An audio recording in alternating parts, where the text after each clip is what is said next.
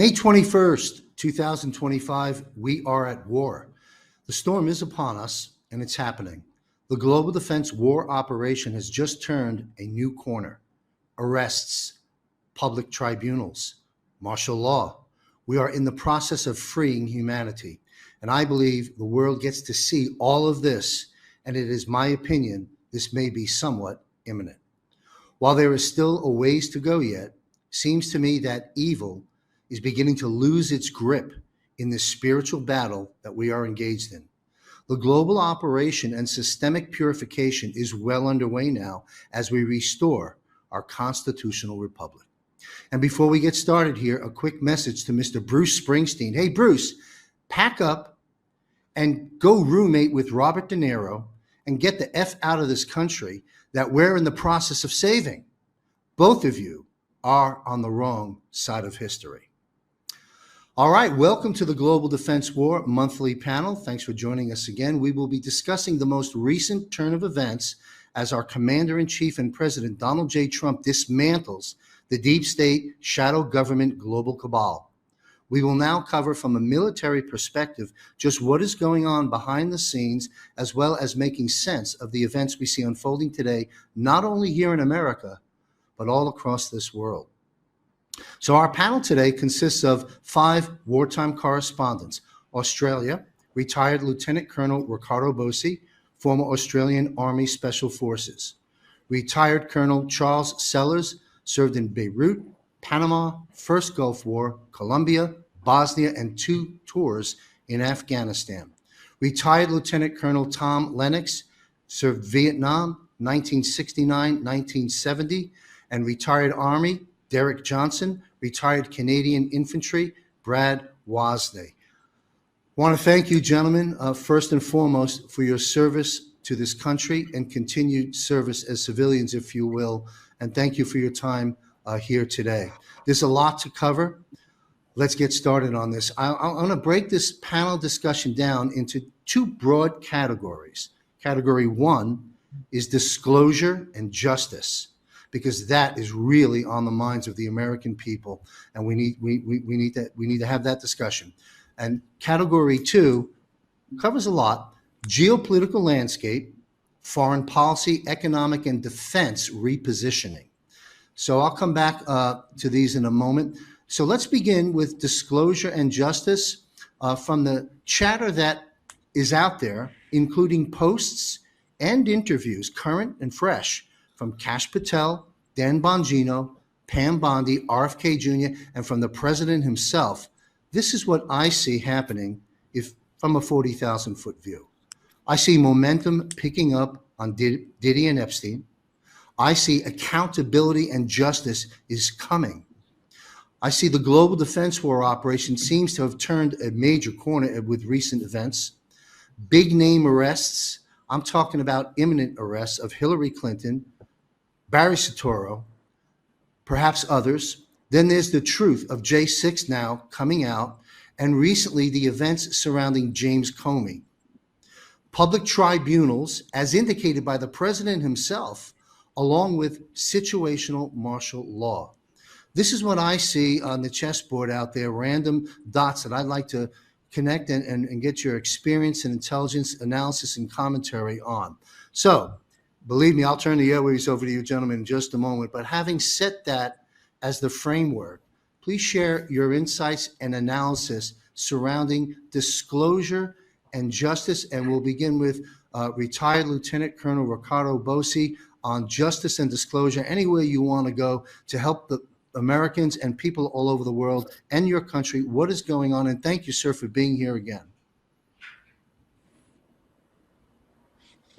Thanks, John. Good morning, all. Thanks for having me on board. Very quickly, disclosure and justice, very topical. But just to keep it in perspective, with this operation, there's a main effort, and then there are supporting efforts, and they're all important. Priority will shift according to the phase of the operation. For example, your main effort in the early stages was dismantling the senior leadership, way above anything that we're seeing on television, and replacing them without the lower organizations understanding it. And then the main effort will shift elsewhere. Now, disclosure and justice is vitally important, not necessarily in the for the final result of this operation, but it is critical to maintaining the public support for what's going on. Excuse me, the public support for going on, because they need to see the consequences of action. Everyone is frustrated with the apparent lack of action in terms of arrests. We know that's not the case. We know lots going on behind the scenes, no problem. But the frustration's there. Now, that frustration is a good thing because the White Hats DJT need to have the people stand up and demand action. And that's what's going to happen. That demand is now coming because you've got DJT tweeting, truthing recently that all roads lead to Barry Obongo. And do they want to see public tribunals? And this is just they're testing the waters to see what the temperature's like because the people have to demand it. It's required under the law of war. State of belligerent occupation ends when the people stand up and say no more, when they refuse their consent. So right now, whilst it's not the main effort, it is certainly a very important supporting effort, and that's why it's getting currency now, because it'll accelerate the move towards the final phases of the operation. And so it's important. B, the people deserve to see this; they need to see this, and it'll precipitate what happens next. So we're in a good place. And the way the DJT and the White Hats are handling it is excellent. And we'll talk about what it is concealing by being so prominent now. There are other lines of effort being exploited, driven, Middle Eastern politics, trade deals, etc. We'll talk about that later. But right now, this is the issue in the front of mind of all the people out there. Thank you, sir. And you're absolutely right. The people are rising up and demanding. You know, I'm sure a lot of our viewers have caught the interview with Maria Bartiromo with Deputy Director Dan Bongino and Kash Patel, Director of the FBI. You know, she hit him with the hard questions, demanding, you know, information and what's the delay and so forth. So I think you're absolutely right, and the people seem to be rising up and demanding. So let's take let's have the entire panel weigh in on that same question. Let's go over to retired Colonel Charles Sellers. Thank you, sir, for joining us. Chuck, how would you like to weigh on the subject of justice and disclosure that we're dealing with? And one moment, you know, I think it's a stellar moment that the president himself, as you just mentioned, Riccardo, has floated terms like habeas corpus, martial law, and public viewing tribunals. He posted that post of the deaths surrounding Hillary Clinton. This is a big pivot and change in the landscape. So again, welcome, retired Colonel Charles Sellers. Thank you, Chuck, for being here. How would you like to weigh in on this? I just, from the disclosure standpoint, not only I feel this way, there's a lot of people that feel that there have been arrests and people taken in for the things they've done. The frustrating part is that they get replaced by, I don't know what you want to call it, actors, clones, people in masks. They don't look quite like themselves, like they did before they disappeared from view.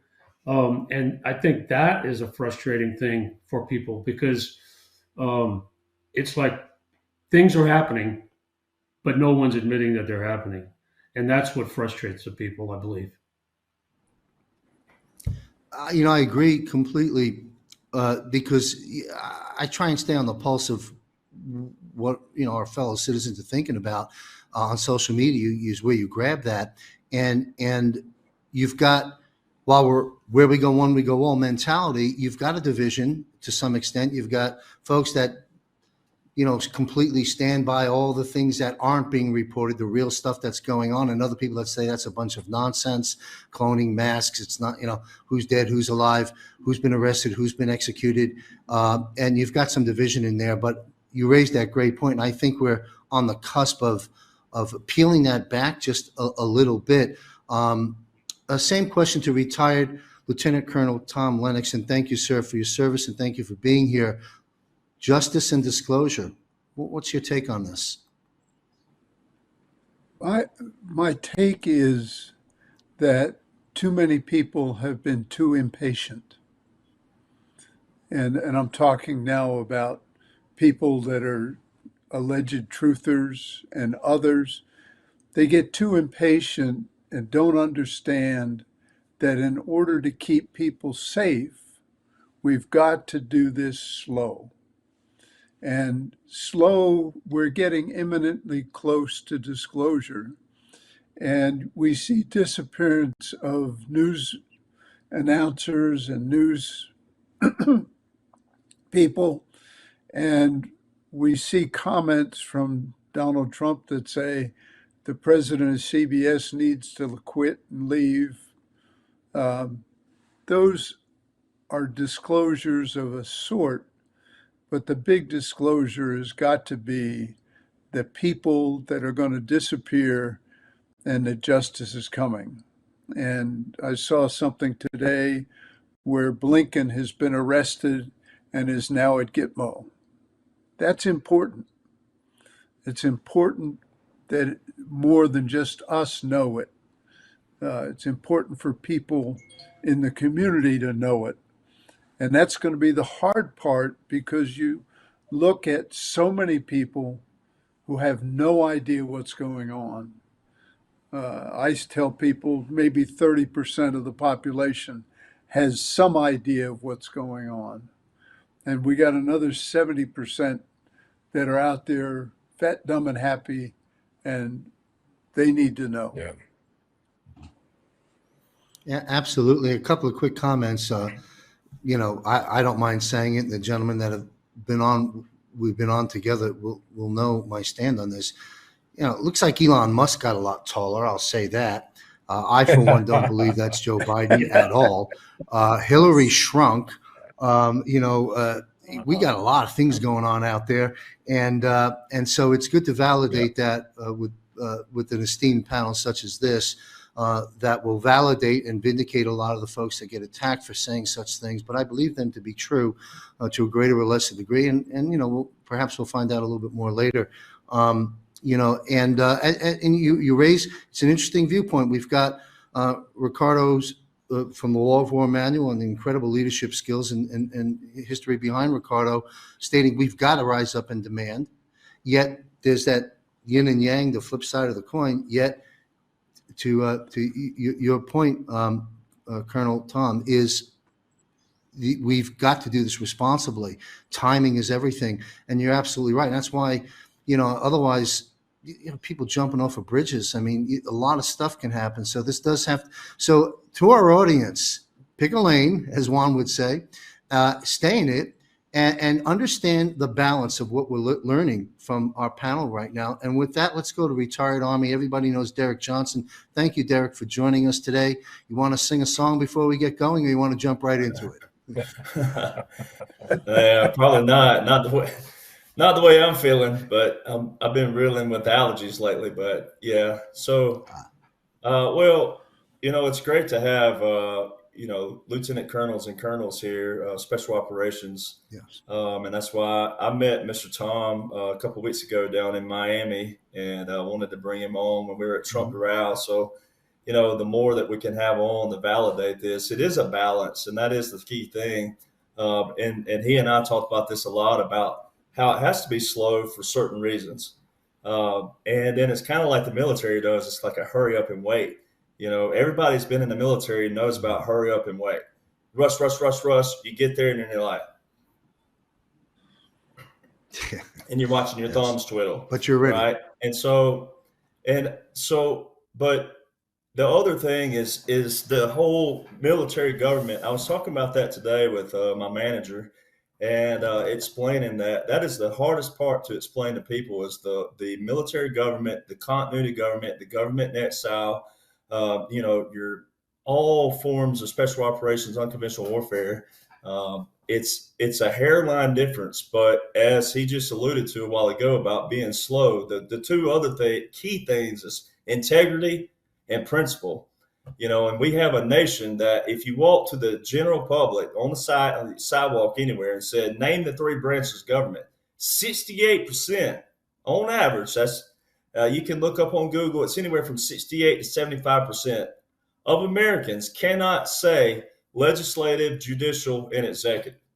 So how are they able to contribute to the in-depth things of your swamp, your cabal, your deep state? And that's just, we're just talking about the U.S. Now let's talk about the global alliance. Then when you get into all the currencies, who was using our currencies in different nations and what were they using it for and where was it going? Were we accounting for that? No, we weren't, but we kept printing more money. I mean, when you talk about the deep state and what they were doing, and then you just take the incompetent ones. You know, President Trump has done that too. He's separated two different people. He said there's stupid people, right, that know what they're doing, but they're stupid. All right. Then you have incompetent people who don't know what the heck they're doing.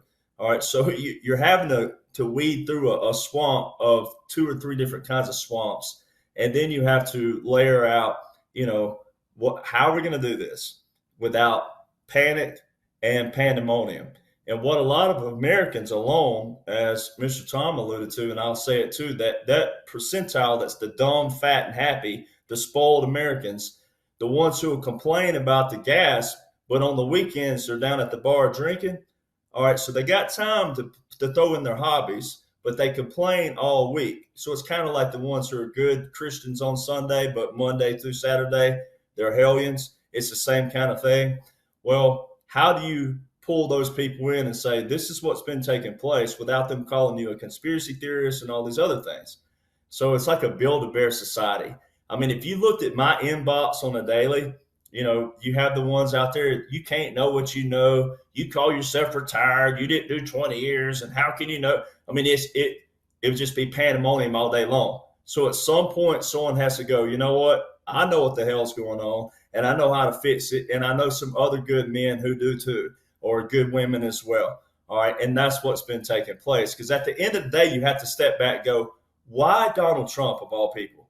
When you really think about that, the outsider, never been in government, never been in politics, just why him of all people, right? And why are we seeing what we've been seeing the last 9 years? You have to really pull that out. And then when you go apply all the laws and orders, like right now, the main topics are habeas corpus. It's already been used. It's already been put into place. All right. March 2025. So March the 11th, the New York State Senate wrote President Trump a letter wanting the National Guard to be federalized.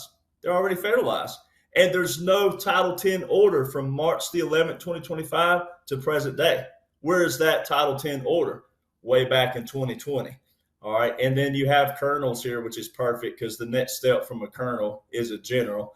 And so back in 2020, March the 23rd to be specific, there was an article, numerous articles came out mainstream that said, in case the law breaks down, Trump can install a general. I'm pretty sure that that's not the right terminology, right? If you could just install somebody, I'm pretty sure these guys right here, these colonels would be pretty pissed to find out, what if they installed a guy like me who didn't have their rank? And they said, hey, we're going to install this guy. He's smarter than these guys over here, so we're just going to put him in here, right? That's what that's saying in another kind of manner. So that was disclosure. That was soft disclosure. It was hard disclosure for us who knew what was going on, but it was soft disclosure for the normies out there to go, hey, aren't generals already in rank? Aren't they already there? Wouldn't they already have this in a plan just in case something goes awry? So what most people need to study is the fact that, look, if this was a true every 4 years, been a normal 4 years, the pandemonium level could have been atrocious. All right, because when you look at Americans, especially Americans, and you look at, you know, our livelihoods, what most Americans don't think about, what if all of a sudden the grocery stores were closed? What if water sources were not there? What would you do? So see, when you look at that bigger picture, and then you see that okay, they had to maintain that, and they had, if they would have any way, somehow, form, would have let this be just an all-out war in another kind of manner, then everybody would be shooting everybody. You'd have your Barney Fifes out in the street. They don't like you because of the way you look. They don't like you because you're a certain kind of fan of a football team. It would be pandemonium. All right. So the slow works better. And then also, it should have been a bottom up. It should have been a bottom up movement. But because so many people in the bottom, your we the peoples, don't even know the three branches of government, it would have been pandemonium in a complete opposite way. So this time around, it had to be a top down, as Lieutenant Colonel Bosi was talking about. You had to wipe out all your senior level leadership up here that were bad, all right, by the secret military that they told you about in 2017. They said 60,000 secret military. Now, how does secret military know each other? Well, it's kind of like the Bible says. You judge each other by your fruits that you bear, right? So if you're doing right from the start, as all these colonels will tell you right here, they know when their soldiers are doing right. They know, right? So when you're doing right from the start, you don't ever have to answer along the way what the hell went wrong, or why did you do this, or why did you do that. You can tell along the way. So when you're operating somewhere in a secret zone or whatever mission they're on, you can tell. All right. But they can also tell the hiccups with the others, especially if someone's all mouth. They're going to make some little discrepancy move, and that's when you catch them. All right. And there's a lot of those, unfortunately. Well, thank you, Derek. Well said. And I just want to comment real quick before we take the question of Brad.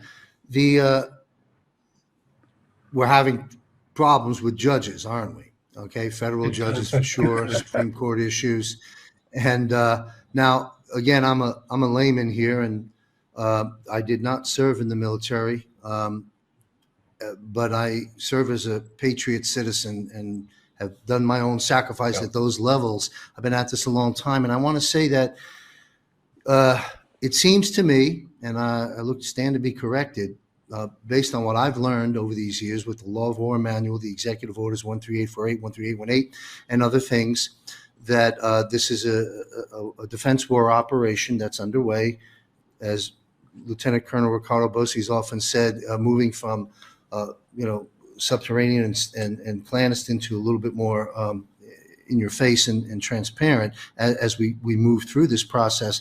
But is it a fair statement to say that, and I'll use the old New York expression, if push comes to shove, essentially we're on martial law on steroids with the declaration of war. Yeah. And the president, by all, like you alluded to a moment ago, Derek, these things were already done when they asked federalize the National Guard.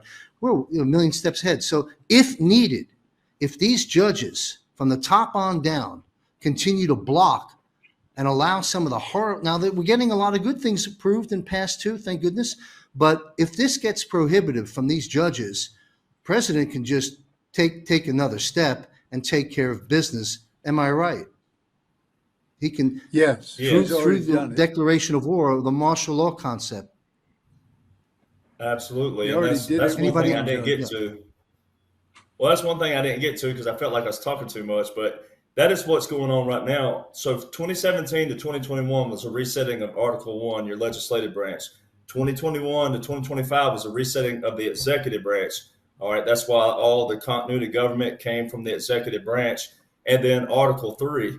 All right, so it's very important that people know that. Marbury versus Madison, 1803, was our founding father, the father of the Constitution, having to go into the Supreme Court, of which they established, and tell what a law looked like in 1803, which was 16 years after he wrote the Constitution. That's bad, right? So think of where we are now. So a founding father had to go in 1803 and to tell the court what a law looked like, Supreme Court.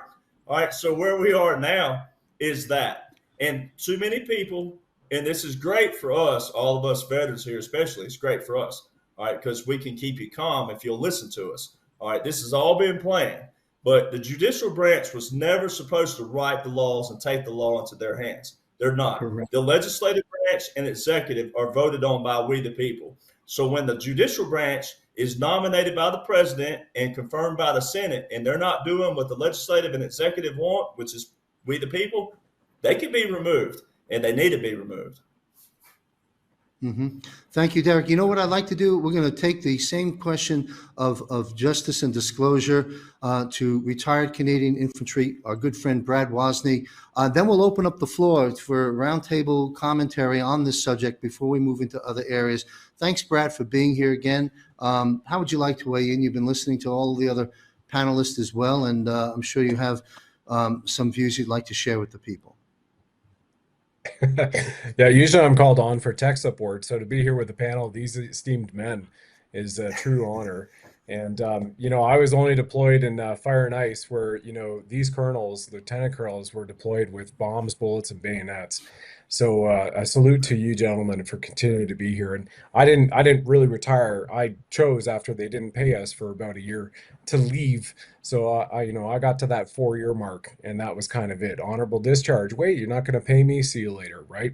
And then I've had all those other interesting experiences, being 18 floors below the Pentagon, being there, and having clients in World Trade Center Tower 7 emailing me they're getting evacuated. But where we are now with the truth and disclosure, which that is kind of a nice parlay into it and a segue, we saw President Trump saying 2 weeks ago when he was signing the UK government, contract deal and had Starmer on the phone. By the way, what about World Trade Center 7? That's a smoking gun. Why isn't anybody talking about that? And so where I am here in the 51st state, soon to be, we all hope for that and knock on wood, we see the disclosure which came out just from the stolen Canadian elections. It was literally played out for all the Canadians to watch 2,000 mules on TV play out and go, oh my gosh, this globalist got installed. His wife, who does certainly look like to be a man, and said, we are going to make Canada poor again.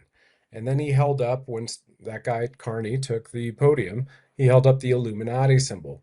And we kind of see exactly what they've done for to Australia, New Zealand, the UK, Commonwealth countries, Ireland, Scotland, South Africa, Canada, all at the same point in time.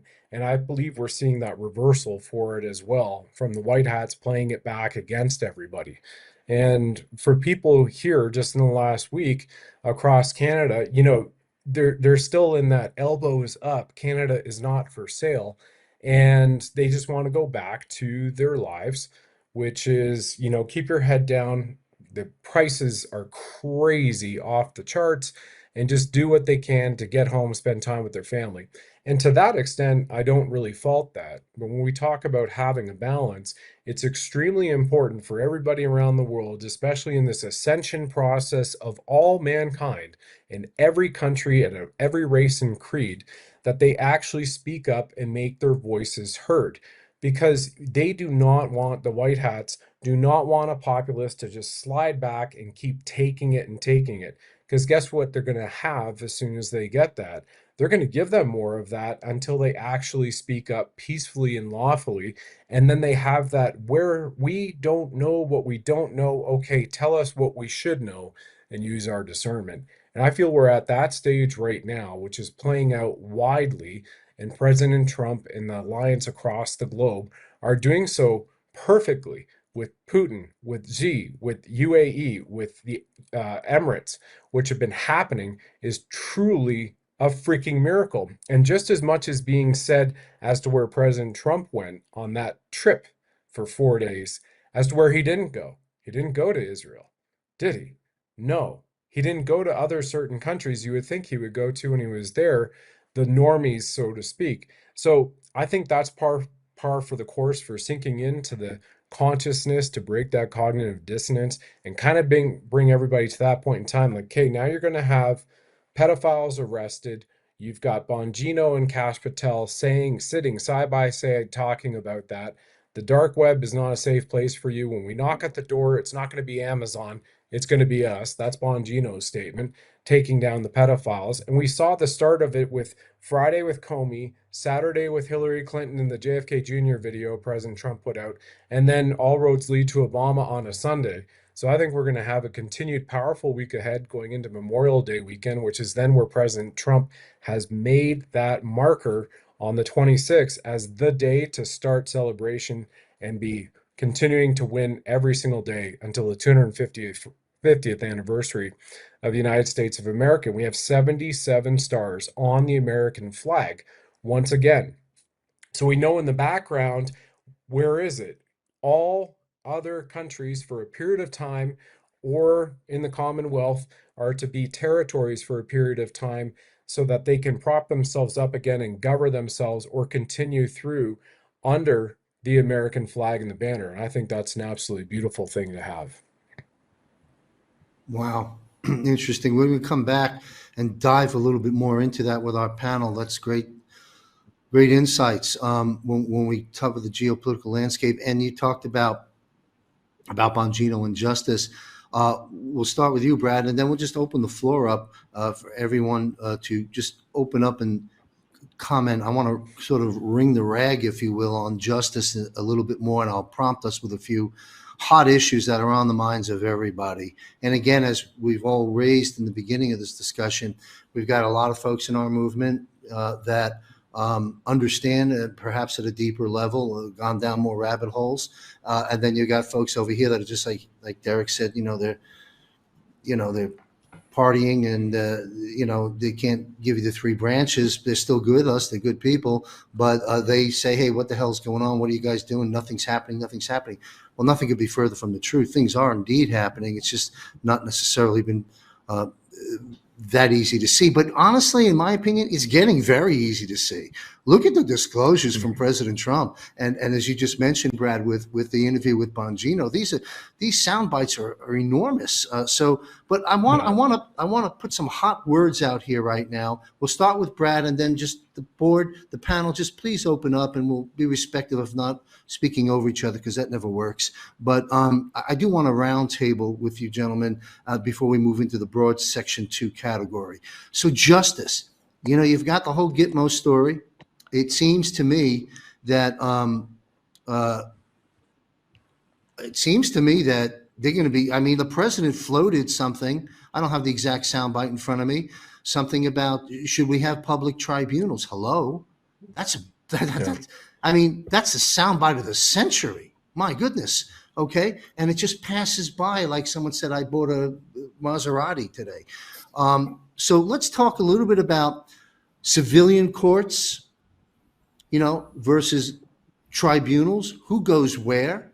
Okay. Let's touch on James Comey, who I have no problem saying is a pompous you-know-what. This guy has got to be taken down. And so do the other 51 people that played the Russiagate and the Biden laptop nonsense, Crossfire Hurricane, all these hot issues, J6, they're all starting to boil up. So again, these issues, anywhere you want to come in and provide some value to our audience on this, are things getting done? What's going to happen with Comey in your best guess? Martial law, will there be situational martial law in various locations for various periods of time to protect us and get things done? Because even though we're winning, and from my perspective, I'm in the camp that says we are winning, but on the other side, the second side of that coin is, the more we win, the more the resistance is going to ramp up. They're not going to go away quietly, and from unleashing thugs on the street for disruptions at that level to something far worse than that. So I threw a lot of stuff out there. Brad, comment on anything you care to in this subject. I don't have a direct question, and then we'll just go around the board and talk a little bit more about justice, disclosure, civilian courts versus tribunals, and so forth. Are we close to taking Comey in, for example? My goodness, you know what? To me, this 86-47 thing, that's horrible. It's wrong, and I'm not a lawyer. I'm not a constitutional expert, but on the surface, that sounds like a threat. and he damn well knows what 86-47 means. And so let's tackle some of these issues. Brad, take it from there. And anyone else who wants to chime in, please do. Well, John, I think it's important for the audience to remember it was only 2 weeks ago or so that President Trump's going in for the Vatican, the so-called funeral of the Pope, right? And I do that in parentheses because all of a sudden Gary Sinise maybe is the new Pope. And they can go and chew on that for a little bit and go for a rabbit hole, right? And when President Trump has stepped off the plane, he's asked by a reporter, about running as a president then versus now. And he said, well, I ran then so we could make sure that the country would survive. But now I run the country and the world. So all of these sound bites You just don't say that and walk away and say, go chew on that for a little while. That meant nothing. It is exactly prominent. And then he comes out and he does all of these deals we've just alluded to as well. Now you have an American Pope installed, and very quickly and immediately, all of the deep divers came out and started saying, well, look what this guy did. He hid the pedophile priests and the other cardinals and etc. Right? And why is he in there? And I think we've got a fantastic example once again for everybody to notice that there is no justice in the civilian courts. I'm sitting here in Canada. The Supreme Court of Canada, right? The Commonwealth of Canada, the Registered Crown Corporation of Canada, a business entity established July 1st, Dominion Day, in 1867, still today, with its headquarters in Washington, D.C., at 1600 Pennsylvania Avenue, the Canadian Embassy. That Supreme Court kicked out all of the vaccine cases 2 years ago, and it also kicked out anybody who had lost their job because they refused to take the jab. So we're at a point in time to show everybody there's no justice in the courts anywhere around the world. I mean, I would love people to put in their comments, John, here on the show, hey, you know what? I actually got justice over here in the United Kingdom, in South Africa, in Australia, in New Zealand. It's not happening, right? So as a result of that, when we come to this from a public, planetary-wide establishment and going, all right, the same happened to you, to you, to you. It's been the same thing going on for 5 years, which was the awakening to the medical murder and the genocidal plan of the satanic minions, deep state, Khazarian mafia, which go to the bloodlines of Cain. What do we do now? And I think when we get that point in time where everybody is speaking, what do we do now? Can the military help us? And can we get these who are responsible for crimes against humanity, crimes against children, war crimes in addition to that, plus the treason, the frauds, the sedition, and the RICO? Can somebody please come in and help us? I think at that point in time, we'll be able to see it move a lot faster from a public standpoint.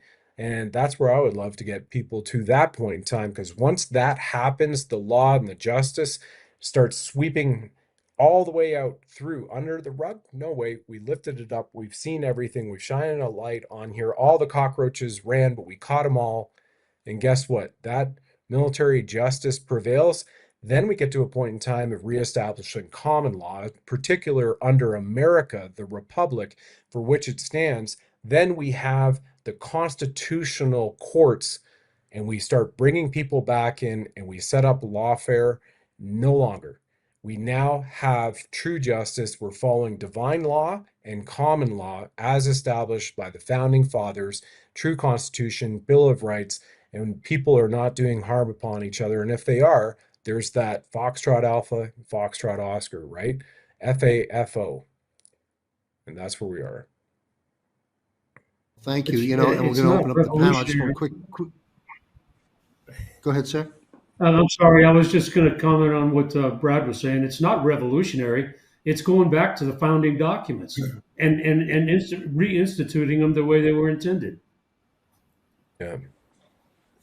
On the subject of justice and disclosure, could anybody want to weigh in on, because I know this is on the minds of a lot of people, me in particular, I said it in my sort of monologue intro, it seems to me that we really are this time, that it's imminent, that we may very well see the perp walk and the big arrests. Is that, I know it's a narrative that's been said for 10 years, and it's like the boy who cried wolf. Can I set this up for them? What do you guys think? Yeah, gentlemen, please. I want to set something up for the colonels here in a good way. So when you talk about martial law, that's already been done. All right, so here's why President Trump mentions Eisenhower all the time, and I mean that with all due respect. I don't like calling them, once I say their names shortly, President Eisenhower, General Eisenhower. He was a rare 5-star general. We only had 8 5-stars post the Civil War, and he was one of them.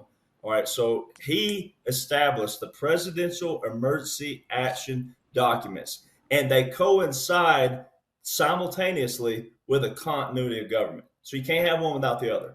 All right, well, when we have President Trump's Executive Order 13961 from December the 7th, 2020, that is the invocation of a continuity of government. All right, If there wasn't one there, then why did Biden, and obviously everybody knows me, knows the quotations, and Brad and everybody else, we use the quotations, the actor Biden, all right, who was not real, the auto pen, on the very last day of a president, January the 19th, 2025, there's a revocation order of portions of Executive Order 13961. So you can't revoke something that wasn't invoked. So that revocation more than validates there was a continuity of government. Well, with the continuity of government, there was a presidential emergency action document. President Trump told you back in March, he said, I've signed over 400 executive actions since January the 20th. Well, there were only 150 on the Federal Register at that time period. So the other 250 were in presidential emergency action documents, which are draft classified. That's what would make the average person frustrated because you can't see those. All right, the general public's not going to see those unless they declassify that. Some have never been declassified, but that's where you have to trust the military. That's where President Trump said in 2016 on the campaign trail, he said, never again will we voice to the public what's going on with our military, because if you find out, guess who else finds out? Now, what's made public, you can know. So everything I talk about is all public, but I guess it's my intellectual property that put it all together, but it's still public, right? But he told you never again in 2016. So there's a lot of components there where he said, the way you'll trust us is what we do with the economy. So when everything's booming, then you'll trust us with our actions with the military. All right. And so those things set up this whole parameter of your military government, which is a parameter. It doesn't mean that things are all, don't mean to sit back and everything's going to be hunky dory and, you don't have to worry about anything. It's just a parameter to say, okay, we're going to have a playground here. And then the war was really, as Lieutenant Colonel Bosi would call them, the white hats and the dark hats, the black hats. The real war was the global alliance versus the good guys. All right. It wasn't supposed to be down here with the people. All right. So the people need to be educated. And again, as you say, there's a right way to be mad about certain things. There's a right way to voice your opinions. You should, but you need to be educated on what's happening as well. And the laws and orders, what President Trump's working with. All right. So President Trump told everybody. So this is where you either have to believe in him or you don't. All right. So he has the hat. Now it says he's been marketing it. Trump was right about everything. It's been a quote for a while, but now he's got the ball cap out. Trump was right about everything. So if you're a true, President Trump supporter, then you have to say, I believe in all or none, because President Trump is that way himself. He's a loyal person. He believes in loyalty. And so many people have misconstrued the word loyalty, respect, faith, and all these words, truth, facts, all these have been diluted with certain people in society. But President Trump's all about loyalty. So you go back to February 2016, Obama, old Barry, said something on, I can't remember what day it was, but he said something on the day that President Trump was campaigning somewhere. And President Trump caught wind of it. And he said, oh, and by the way, we're keeping Guantanamo Bay open.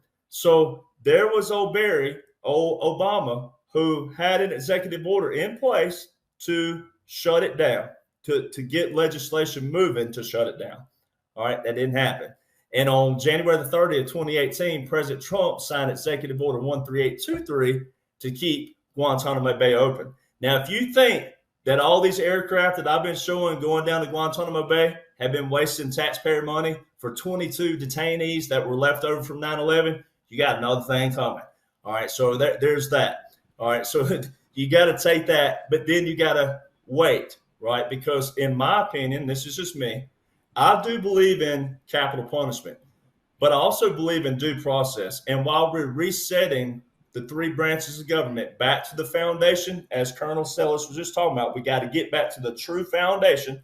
We also have to make sure due process is there for our future and the future generations, that we did clean out the deep state, that we did get out the corruption, and then true justice can be served. So see, a lot of people are just wanting justice, but they're not appreciating the process that we're getting to clean out the whole system, right? And where they'll know how to operate in the system, because it may be you who gets a job. It may be you who gets a position. It may be your son or your daughter who gets a position, but they got to know the process of how it operates and functions, right? In order to get to that justice. because in humanitarian and law war manual, when you look at prisoners of war, they're to be treated with dignity, all right, until their punishment or their fate is decided, right? And see, a lot of people don't understand that. And that's where my grandfather and other war veterans of days of old said we have to respect that process and respect life, because even terrorists, they have been trained from babies up that we're the enemy.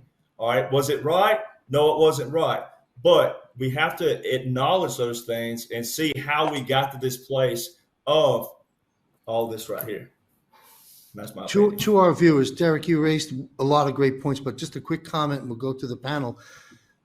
Trust Trump, not blindly, based on promises made, promises kept, demonstrated success. This man has kept his word. So people don't waver. He's your commander in chief. We're at war. So, pick a lane, as Juan would say. I mean, at this stage of the game, how can you waffle on Trump? And you're right, Yeah. Derek. The other key point is those presidential powers, we're not going to be told everything. I mean, we've been given enough. We can see so much activity, but think about all the things we don't know because we don't want the enemy to know, right? I mean, so people, When you can't make yes, President rise Trump up look and like a dictator. correct. Yeah, That's that's the other thing. the big Sorry for problem we're having. interrupting, The and left's having, but that's the biggest problem. Yeah. yeah, and the left's having a lot of fun with that, and so is Bruce Springsteen. Go ahead, sir. You guys, I'll zip her up. Yeah, just- Chat away. Justice Just and one- disclosure. Just one comment on Derek talking about justice, and I think this does relate to justice. I read a report today, and I'll go and one more comment about the same what I'm going to say. I read a report today that President Trump signed an order on 2nd of April eliminating income tax and the IRS and establishing the External Revenue Service, like he said he was going to do a bit earlier. If that is actually true, and that really did happen, that is probably, in my mind, that's probably the biggest unshackling of the populace, of the people, since the slaves were freed in the Civil War. Because if the IRS is gone and the income tax is abolished, which was always illegal from 1913 when they rammed the 16th Amendment through without being ratified correctly, the populace of this country has been living under fear of the government, specifically, the IRS and the enforcement arms behind it, for over 100 years. I mean, and we're talking about trust Trump. If he really did that, damn right, trust Trump. Incredibly powerful statement, because all we are, based on what you've just laid out briefly, are debt slaves. That's what it's Absolutely. been. Pay to bill to the crown and pretend you have a free country. You're not free. You're a slave. And you're right with that, with the External Revenue Service, with the dismantling either by series of steps and hopefully complete overhaul or get rid of the Federal Reserve, unconstitutional but legal, if there's such a thing. Same thing with the IRS. And President Trump, as I understood, also talked to us about a sovereign wealth fund, a way to return money back to the people. Because after we're going to become a prosperous nation with assets versus a non-prosperous nation as debt slaves. And that's how he returns the power back to the people. And that's exactly what he's doing. So those that waffle and wait, send me a bunch of emails where Trump broke his word, and then we can have a conversation.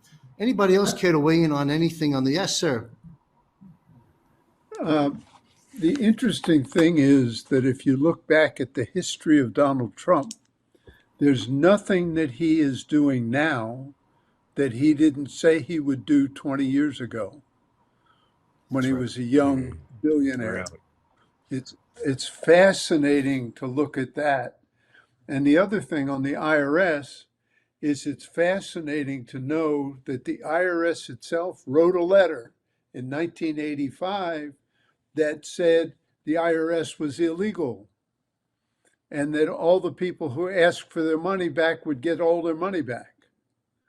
And Edward Snowden, from what I understand, is the one who uncovered that letter. So when we talk about Constitution and justice, the judges do not, under the Constitution, have the right to anything but saying that a law is constitutional or not constitutional. They do not have the right to make law. And what I saw today was that they're getting ready to start arresting a bunch of judges, and actually to declare those judges as not being valid judges because they were appointed by Biden. And he was not the president. So, and I do know they've arrested one judge, and he's down in Gitmo, along with one Supreme Court Excellent. judge.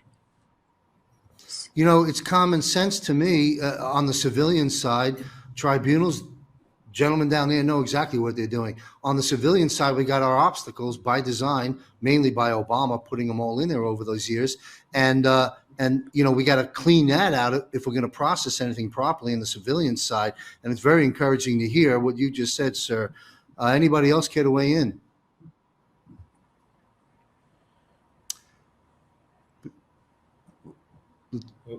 Yeah, I'd like to just throw a couple of lines at people, particularly as Colonel Lennox was saying that at the beginning, they've been a little bit too impatient, and that includes the truthers, which is a bit of a concern.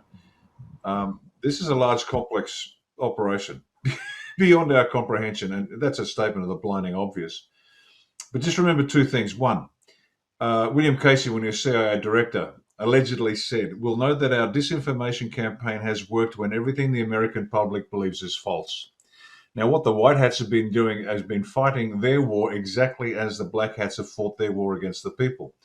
And so they have been, point number one, the White Hats have been actively deceiving the Black Hats all the way down the list. And that's been a major part of the operation, using ruses and feints and all sorts of tricks to deceive the Black Hats. That has obviously led to confusion among the people and the truthers and the Anons and the rest of it. And that's just the cost of war. They had to do it that way. But they've literally been part of their war, apart from the kinetic subterranean aspect of it. They've been deceiving the Black Hats, and they continue to do so. So it's the old wait 24 to 48 hours, think about what you've just seen and heard, and then try to put it in that perspective. The second quote is made by Winston Churchill, where he said, quite famously, that in war, the truth is so precious, it must be protected by a bodyguard of lies. So this is the way wars are fought. Thomas Hobbes, war is a combination of force and fraud, and the more fraud you use, the less force you need. So people, you've got to understand, this is a game of deceive the enemy as much as you can, and when you need to, you squeeze a trigger. And so please, you've been extremely patient.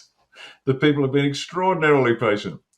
But my feeling, like everybody else on the panel, it's about to come down. Look, and it has come down in a hidden way. That'll be released in time. But all the signals are there. The drip is turning into a flood. And before you know it, and this is by design, it was a drip, drip, drip. And now the flood will be so great so quickly that none of us will be able to keep up with the flow of information. And again, this is by design. So this will force the people and all of us to step back, look at the bigger picture, the tectonic shifts, to see what's occurring right now in front of us and understand we're in great shape. The dam's about to collapse. The flood's about to come. The storm is upon us, so to speak. So that's going to happen. So I just wanted to throw that one in there just to make sure that everyone understood that this is in hand, we're fine. And as was famously said, Trump hasn't made a promise he hasn't kept for a long time now. So, yeah, what is it? Big and drive on and cut it. And there's two things. And there's two things that happened. One thing happened today and yesterday. So President Trump was talking about the new Boeing and the gift from Qatar, right? So he said, "This is not for me. This is for the United States Air Force and whoever is president." He didn't say whoever is president's next or whoever's the next president. He said whoever is president. So there's that. If you don't know President Trump, he's very keen on tenses and he's very keen on terminology.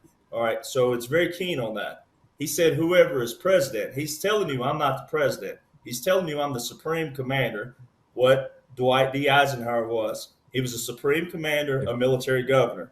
All right. Now, what is hard to fathom for certain people is that the actual occupation has been ran on our own nation, right? And he's used this all the time. It's like I tell people, he don't use terms that you would sit around at your campfire or you're, sipping mimosas wherever you are at your local bar. When he says capitulation, when he says white flag of surrender, when he says occupied territory, when they say puppet government, February the 18th, 2025, a reporter asked him about capitulations and a puppet government. Those are not government terms, ladies and gentlemen. Those are all straight from the Law of War Manual, Chapter 11 and Chapter 12. All right, and then today, just not long ago, this is bringing more closure for people. All right, they're getting close to something. As Brad was talking about, May 26th, which is Memorial Day, 6 days away. May 26, 1783, in our United States history, our founders celebrated the end of the Revolutionary War, and they used speeches, prayers, and they fired cannons and weapons in a massive celebration, all right, in Turnbull, Connecticut. All right, now, so today, President Trump, just truth, he said it wasn't Joe Biden who was for open borders. He didn't even talk about open borders. He didn't even talk about anything.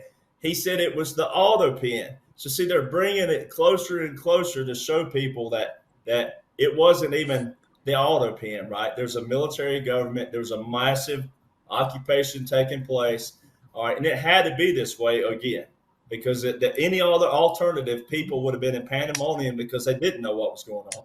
So that's why I don't put Trump, and I hate calling him that, but I don't put him above God and Christ and, my oath per se, but he's right there. He's right there. He's done everything by the standard of our founders, as Colonel Sellers and we all talk about.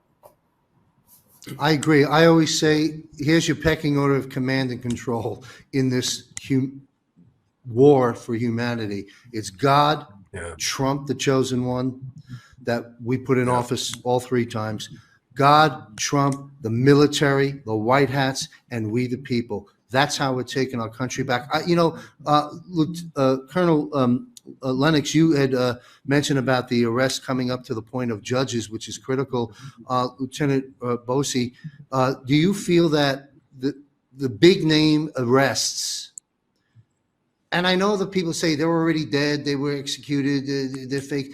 That's a whole different conversation. We can touch on that. But whether it's optics that we get to see what already happened through central casting or previous release of, or real time, whatever it is, it'll serve its purpose. My question, Lieutenant Bosi, is do you feel that the big name arrests are imminent?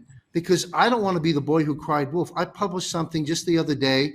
I'm getting a lot of favorable responses, and I'm getting the justifiably understood challenges. Oh, we heard this a million times before. And I'm not a guy that's always said that. I've not been one of the guys in the last 10 years that say, EBS tomorrow and blah, blah, blah, blah, blah. No. But I really believe right now, by listening to everything you guys are reporting about these disclosures and these not so subtle statements from the president, I think we're very close.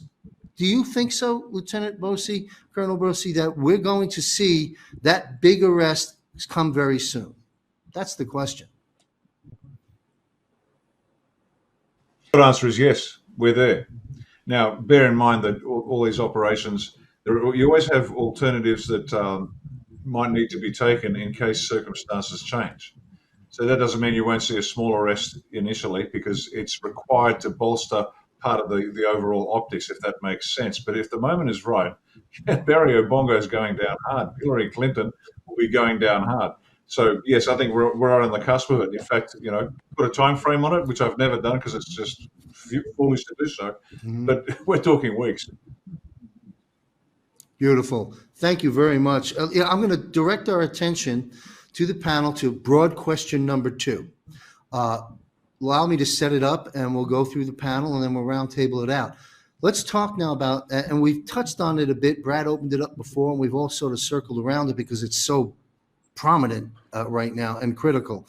We're talking about the geopolitical landscape, the moving around of the chessboard of countries, the foreign policy, economic, and defense repositioning is the word I use. So I'm going to put the question out there with a statement first. The American people and the people of this world have been caught and living in a controlled matrix, a web of deceit, psyops from both sides, and lies, what we call the deep state, the shadow government, the global cabal.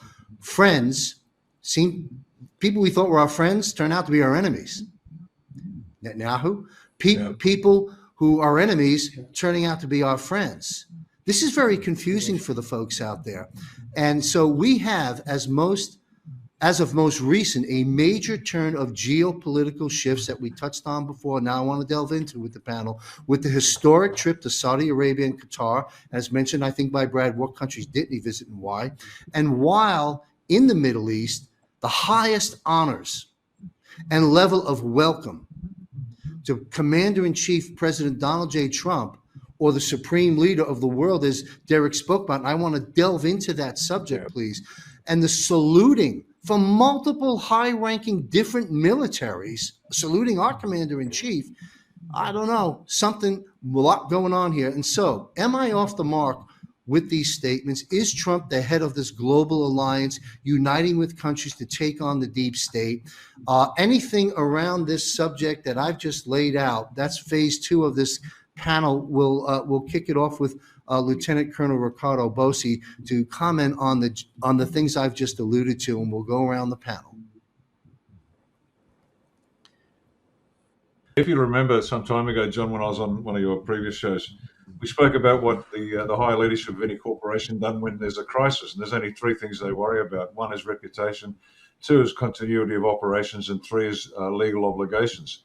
And I said at the time, Donald Trump's the law and order president. He talks about that, but what he means is everything he's doing is lawful and legal. So let's put that to one side. Continuity of operations. Derek can wax lyrical on that and has quite well explained to us exactly that everything is in place. So what was the first one that any corporation thinks about is reputation management. Without reputation, without brand value, nothing else matters. And so now what we're seeing is that bolstering. And as I said at the time, you will see nothing but DJT associated with nothing but winning, and more winning, to the point where people cannot believe we're still winning. And they're going to say, no more, Mr. President, I can't take all the winning. And he's going to say, no, you need more winning. And so that's where we are. This is this massive bolstering of the reputation of Donald J. Trump, not undeserved, very much deserved. It's a validation, as you say, that he is something in the minds of the people that aren't necessarily across the detail. He is something special on the global scene. We've never seen anything like it. It's quite discombobulating for most people to actually see this. It breaks the mold, the model in their head of who he is, what he is, and how the world works. And the over the top show of deference to him is part of what's called social proof. If somebody else is doing it, then it must be okay, because most leaders believe it before they see it. Most people, on the other hand, have to see it before they believe it.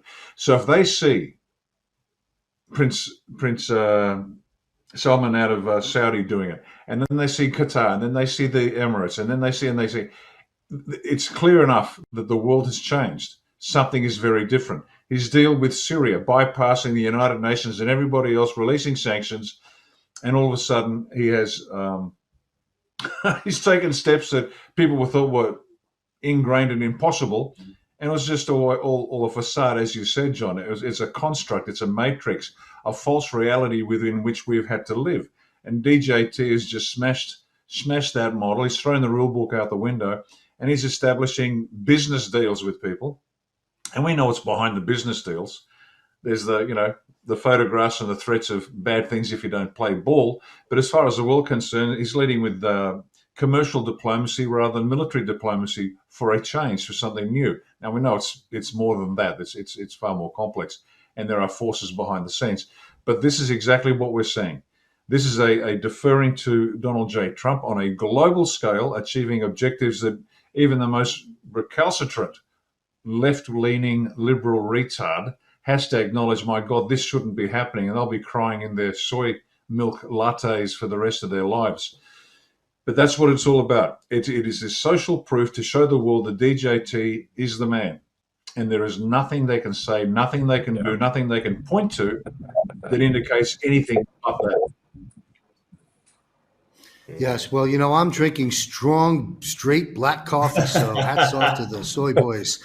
Uh, Lieutenant, Colonel Sellers, care to weigh in on this subject as we shifted gears into the geopolitical aspect? Well, I think the one thing that it really got to me as time went on. And this is in the last couple of years. All of this talk about Russia, Russia, Russia, and the Russians are bad, and all this stuff.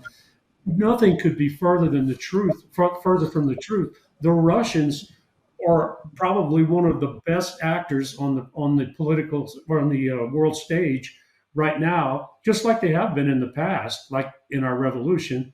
Um, and they were doing God's work, taking care of the Khazarian issue in over there in below them, and that was just the continuation of the same struggle that was going on with Khazaria back in the 1000s and the 1500s, and the Russians took care of that those times also. So this whole talk about Russia being bad is just ridiculous. Russia is one of the prime movers of good right now in the world. And I hope that other people are starting to see this. When you look at some of the interviews that Putin has done, some of the sound bites that have come out of that, and I know the bad parts of Putin and his history and the KGB and all that nonsense. I get all that. That's a different conversation. But I agree with you, sir. I think he's an ally in this war against the true hidden enemies. Let's take this broad subject of the geopolitical landscape to Colonel Tom Lennox. Do you care to weigh in on these related issues? Well, initially, Putin, I understand that Putin and Trump talked literally weekly during the entire time Trump was allegedly not the president. And he had a 4-hour talk with him the other day and came out of it and said, Putin's going to take care of Ukraine. But we have to look at the 13 other countries that have been providing the special operators that have been going under the ground and cleaning out places like Ukraine and other places in the world. And look at how Trump has put that whole thing together. It's absolutely amazing that Donald Trump has Kim Jong-un, Putin, Xi, and all these other countries doing the work to clean up the dumbs under the world. To me, it's the white hats are not just the United States. They're not just Putin, but because the white hats from the U.S. have been underneath the ground in Ukraine, cleaning out the dumbs. It's the whole geopolitical thing that you see in the regular media is what I would call a crock. And that's all I'm going to say on that. Well, without question. And yeah. So, but sir, you've just reiterated my point earlier that people we thought were our friends turn out to be our enemies, and people we thought were our enemies are turning out to be our friends in this global alliance. And you've just driven that home. Thank you, sir. Derek, care to weigh in on the geopolitical aspect, and we'll go to Brad. And I'm going to have a follow-up question with more granular points on this geopolitical on specific countries in a moment. But Derek, do you care to weigh in? Yeah, I'll do a little two-part breakdown really quick. First off, there's no way that President Trump did this single-handedly as a president. That's the first thing people need to realize is that an outsider, never been in government, never been in politics, he didn't come in and just, lay a few laws down, lay a few executive orders, et cetera. This is when you see 45-47 on his ball cap, he put that there, April the 2nd, 2023. So not only was he claiming 46, but he's also saying, I'm going to be your 47th president a year and 7 months from this date of what I'm putting on my ball cap. All right, so there's that. Now, that had to be done lawfully, but it had to be done militarily law. It couldn't have been done just regular federal law. So that's where you got to know that the difference in these colonels here and me and Brad sitting here and all the others that we go on with, but the difference in this military panel here and everybody else you could hear on any other mainstream, especially the crop mainstream, but all those, is that we're working with what President Trump's working with, the laws and the orders of what he put into place and how they align with our foundation, our declaration, our Constitution. All right, they align with our foundation. All right, so military law, there's 4 ways that military pairs with federal. Only 4. It's really that simple. Is executive orders, national emergencies, proclamations, and treaties. All right, so it's really that simple. Now, we don't have time to break all that down, but everything that was put into place in 2017 to 2020, President Trump did what they call it a capitulation tour. So the Saudi Arabia, they did the sword dance way back then. All right, he shook hands with a sumo wrestler. The colonel and I were talking about that a couple weeks ago in Florida about how only an emperor is supposed to shake the hands of the sumo. All right, so and then you have he was the first person to go into the forbidden city of China in 500 years. All right, so President Trump walked in front of the Queen, and all the mainstream media out there saying all that was uncouth and he doesn't know any kind of, he doesn't know etiquette and say, no, all this was planned. All right, and everything aligned. So like the 3 cannons on January the 20th, 2021, that was not only a funeral for Biden, but it was a funeral for the monarchy. All right, you've seen what's happened with the Queen. We've seen what's happened with the Vatican. All right, the first United States ever Pope. I mean, all this stuff you just can't make up at some point. If you're first listening, you're going to think we're crazy. But when you go back and you tie all this in, then going back to President Trump with the subterranean warfare, and Colonel Sellers here and the colonels here, all special operations. We've talked about this multiple times on other shows, but I think it's awesome that they're here and they can touch on this again. But before President Trump, as Colonel Lennox just said, before President Trump, we had tunnel rats.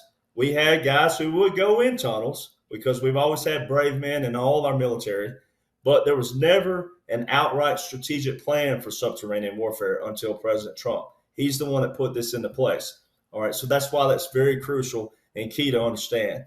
And then there's documents you can go look up, publications you can actually go look up. Now, what's interesting, I find interesting, is the Special Operations Command have taken down their website, of which I've been quoting a lot. So to me, that tells you that they're really moving heavy towards the vindication, validation, but also maybe the public disclosure in another kind of manner, because that probably means they had a lot of traffic going over there looking at the pyramid I'm talking about. But you can find it on a government govinfo.gov website out there. But the Special Operations Command Unconventional Warfare publication talks heavily about the government in exile, the puppet governments and things of that nature. But it also talks about the tunnels. All right, so subterranean warfare, tunnel warfare.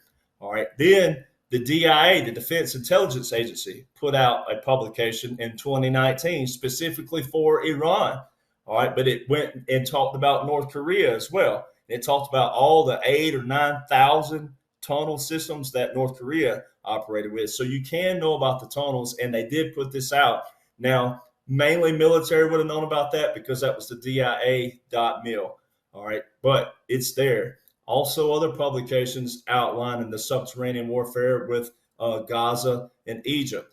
May 2019, one of our officers at a war college put out an article, but it's also one of the main articles, publications being used, and it specifically talks about the Gaza, Egypt cross-border operations. And it's to the T of what the Army spent on the 26 of 31 brigades that were going under subterranean warfare. So all the money adds up. And then Brad here, Canadian soldier, all right, their Canadian defense manuals, they align with our manuals. So it's all been put out in 2019 about the defense intelligence and things of that. The second portion to it is that President Trump, there's no way that he could be exonerated. Like he said, I will be exonerated. He didn't say acquitted. He said, I will be exonerated. The only people who can exonerate him are those presidential emergency action documents, the draft classified, which would have been time-stamped way back here with other leaders and world leaders and all the capitulations. But it's also going to have to be some people on the other side too, like Democrats and liberals that people thought were bad, who are going to all of a sudden start praising President Trump and exonerate him for what the role he took on. Fascinating. And John, great if I could add to education. that real quick, on one point, just to Derek's point for the audience, what Colonel Lennox brought up about the DUMS as well. I mean, we have a Tier 1 colonel sitting right here, retired deputy commander of Delta Force, and Colonel Chuck Sellers, who literally was training for subterranean warfare and breached 8-foot doors, 8 foot thick of steel underground prior to his retirement. In the mid-90s, the Canadian Armed Forces published the documentation that there were over 3,500 deep underground military bases in North Korea alone. That little tiny country in the mid-90s had 3,500 documented. And in the Canadian Armed Forces' own report, it stated that over 1,500 of those were capable of launching fighter jet and strategic bomber aircraft in North Korea in the early 1990s. So for your audience to look at, DUMS are a brand new thing, right? Deep underground and undersea military bases, they have been around for eons, but for most people, let's just go back a couple decades and leave it right there, because the eons conversation is maybe a little too much for tonight. Wow. I'm gonna weigh in here and open up the panel on country specific questions. Being a global defense war, and with the time we have left here on this panel, let's touch on other countries and break down what you see aligning and where you think things may be heading. I've got a short list, and this is not an all-inclusive list. Throw any country out that you'd like to connect up for people. We've touched on it before. Let's put Ukraine to bed real quick. That's been one hell of a psyop scam, at least optically, to the American people, of why we were there and where the money went and what's really going on. But where are we at today? I think one of our panelists mentioned Trump saying, we'll leave that up to Putin. Let's put I got a short list of countries I'd like to roll through. And again, if I've missed a country and you want to share it, please do. If anyone on this panel would like to weigh in on Ukraine, where are we and how does it end? Anybody want to weigh in? Just chime in. Well, I mean, he For mentioned Ukraine, about the minerals. Yeah, go ahead. No, go ahead. No, go ahead, Derek. Go ahead, Lieutenant Colonel. No, Well, I mean, I mean- I'm not sure that it's ended, but the fact that the Russians took the lead on that thing did not surprise me at all. But what did surprise me is the amount of bad things that the Americans put into Ukraine that forced the Russians to do that, to do that operation, because we funded those biolabs. How many were there? Like 20 of them or something like that. I can't remember the exact number. 23. Yeah. But we funded those biolabs, and the Russians fixed our mistake. That's the way I see it. Thank you, sir. Go ahead, sir, Colonel.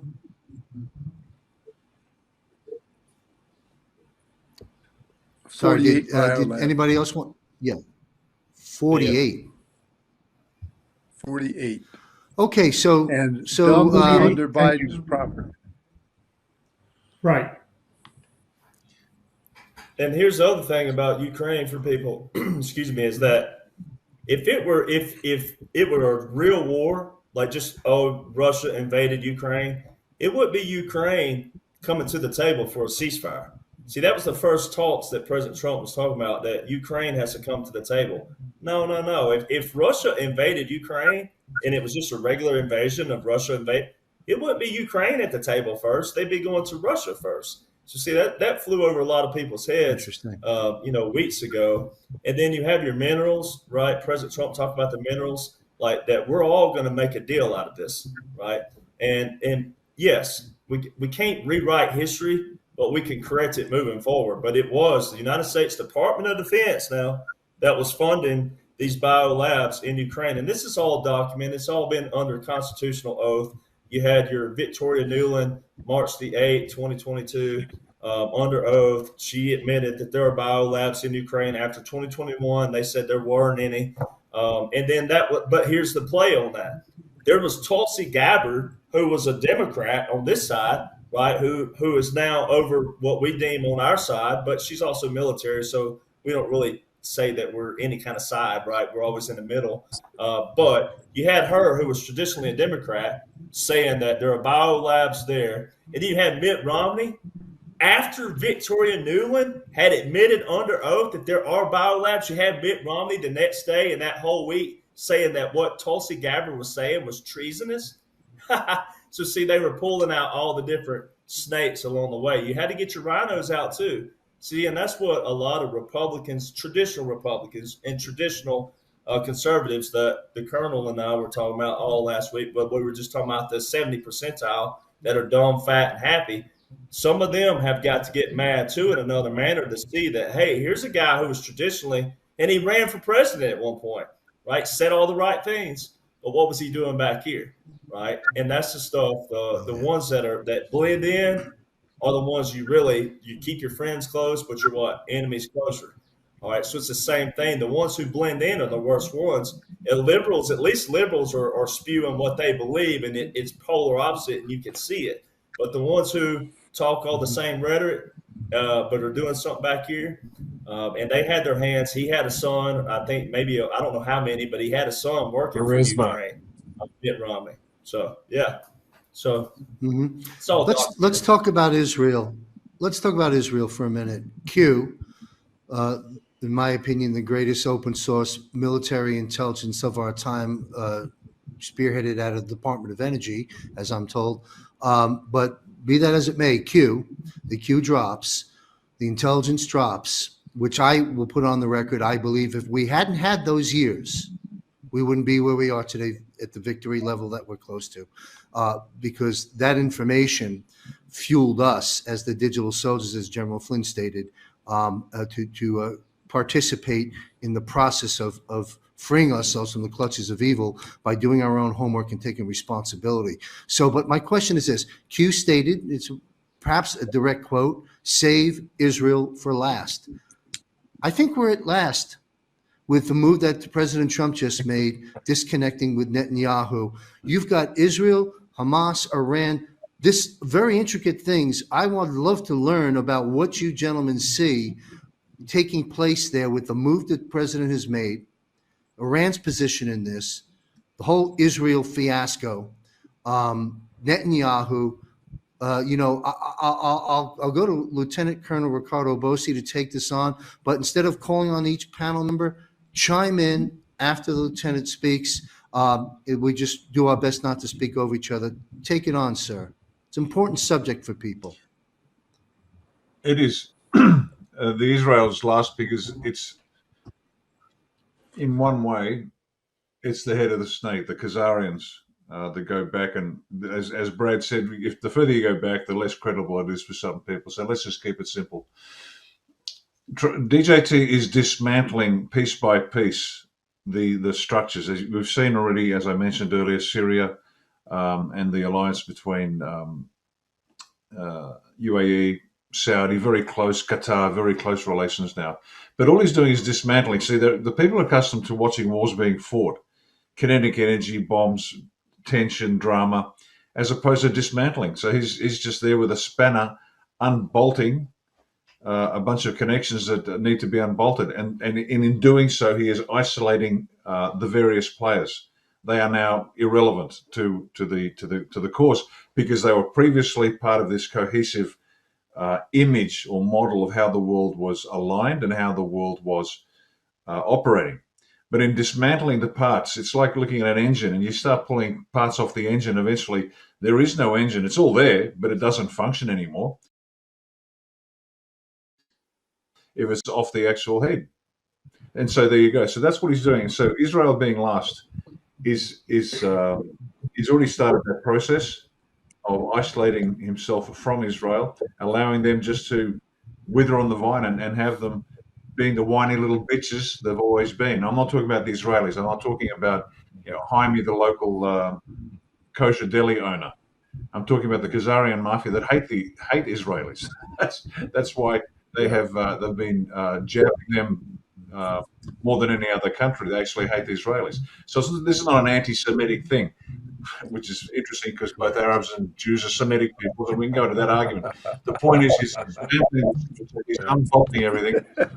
He's unbolting it all. He's just letting them be irrelevant now. And so Israel will be last, and it'll just sit there, as I said, being the whiny little bitches that they are. And I'm sure the whole world will be happy to be free of that noise coming out of the Middle East and letting the world get on and operate as they should. Anybody else? Israel, hot subject. Anyone want to weigh in? Go ahead, sir. Sorry, go ahead, Tom. The Balfour Agreement, established by the Rothschilds in the 1920s, expired in February. So Israel is not a legal entity anymore. And Trump knows that. And he also knows that Palestine was the legal entity. So he's just doing what is appropriate for the people, not what's appropriate for the leadership of the Khazarians, as Colonel Bosi talked about. Yeah. What a spot-on, incredible reveal. Thank you, sir. Anyone else want to weigh in on Israel? It's an important subject, and I'm going to move on to Canada and Australia, New Zealand, Russia, and China and then a closing question for everybody. Israel, Palestine, Iran. Anybody want to cover that or share any views before we move on to another location? Yes, Colonel sir. Sellers wanted to go. Oh, yes. Thank you. I was just to understand Israel, you have to go back in history, and you have to read about the Khazarians and what that was all about, because they settled themselves in Israel to run that country, and then they hijacked the Jewish people to use them as their pawns in that country. So you really do kind of have to go back and read the history of it to find out what they are and what a fraud it is. Yes. And, people like a lot of the podcasters, I don't want to drop their names. They're good guys. They've done good work. One of them was a panel guest here before. Yeah. Well, look, Scott McKay, Mike Jaco, a lot of the good warriors out there have been talking about the Khazarian mafia for many years here. And people just thought, what are they talking about? What are they, crazy? And the history is there. So, Colonel Sellers, you're absolutely right. People need to dig it and do their own homework before they just throw a bunch of labels on us. And Riccardo, sir, you mentioned before, we have to tiptoe around the Israeli issues or you'll be called an anti-Semite. That's the equivalent of the CIA labeling us conspiracy theorists way back. You got these terms to label us unjustly and incorrectly to further fuel their narrative. But we're busting through that in programs like this with all of your knowledge, experience, leadership, and military intelligence is what the people need to listen to. Derek, it's all yours. Go ahead. I just want to add one thing because I think this is really cool. I'm going to add two things after one thing. All right. Go ahead. I'll try to keep it short, and that's going to be hard to do. But we talk about the divine part, right? The light and divine, and how biblical this is as well. And I'm not the greatest theologian in the world by any stretch, but before I went globally viral, I sat with a Marine Corps veteran, 17 years. You can't make this up. All right, had over 100 witnesses 2 different times. The first time he grilled me, just like any of these colonels would have, had they not heard of any of the laws and orders put into place. And he asked me every legit, difficult question, and I followed up with the answer with President Trump's laws and orders put into place. All right, then I had those Google documents. He wanted me to add them to him. I did. I saw him 2 weeks later. This was June 2022, so just a little over a month before I went globally viral. And he told me, he said, son, there's one thing I want you to do. I want you to add on the front of those documents. He said, it's a monumental historical operation taking place. He said, on the front, you need to put it's a biblical monumental historical operation taking place. And he said, you have enough answers here for the average person out there to get a chunk on what's going on if they show the initiative and if it lands in their lap and then they read it. And he said, I believe that God will take this around the world for you. All right. And you can't make this up, or you can, and then you'd have to say all those others are lying.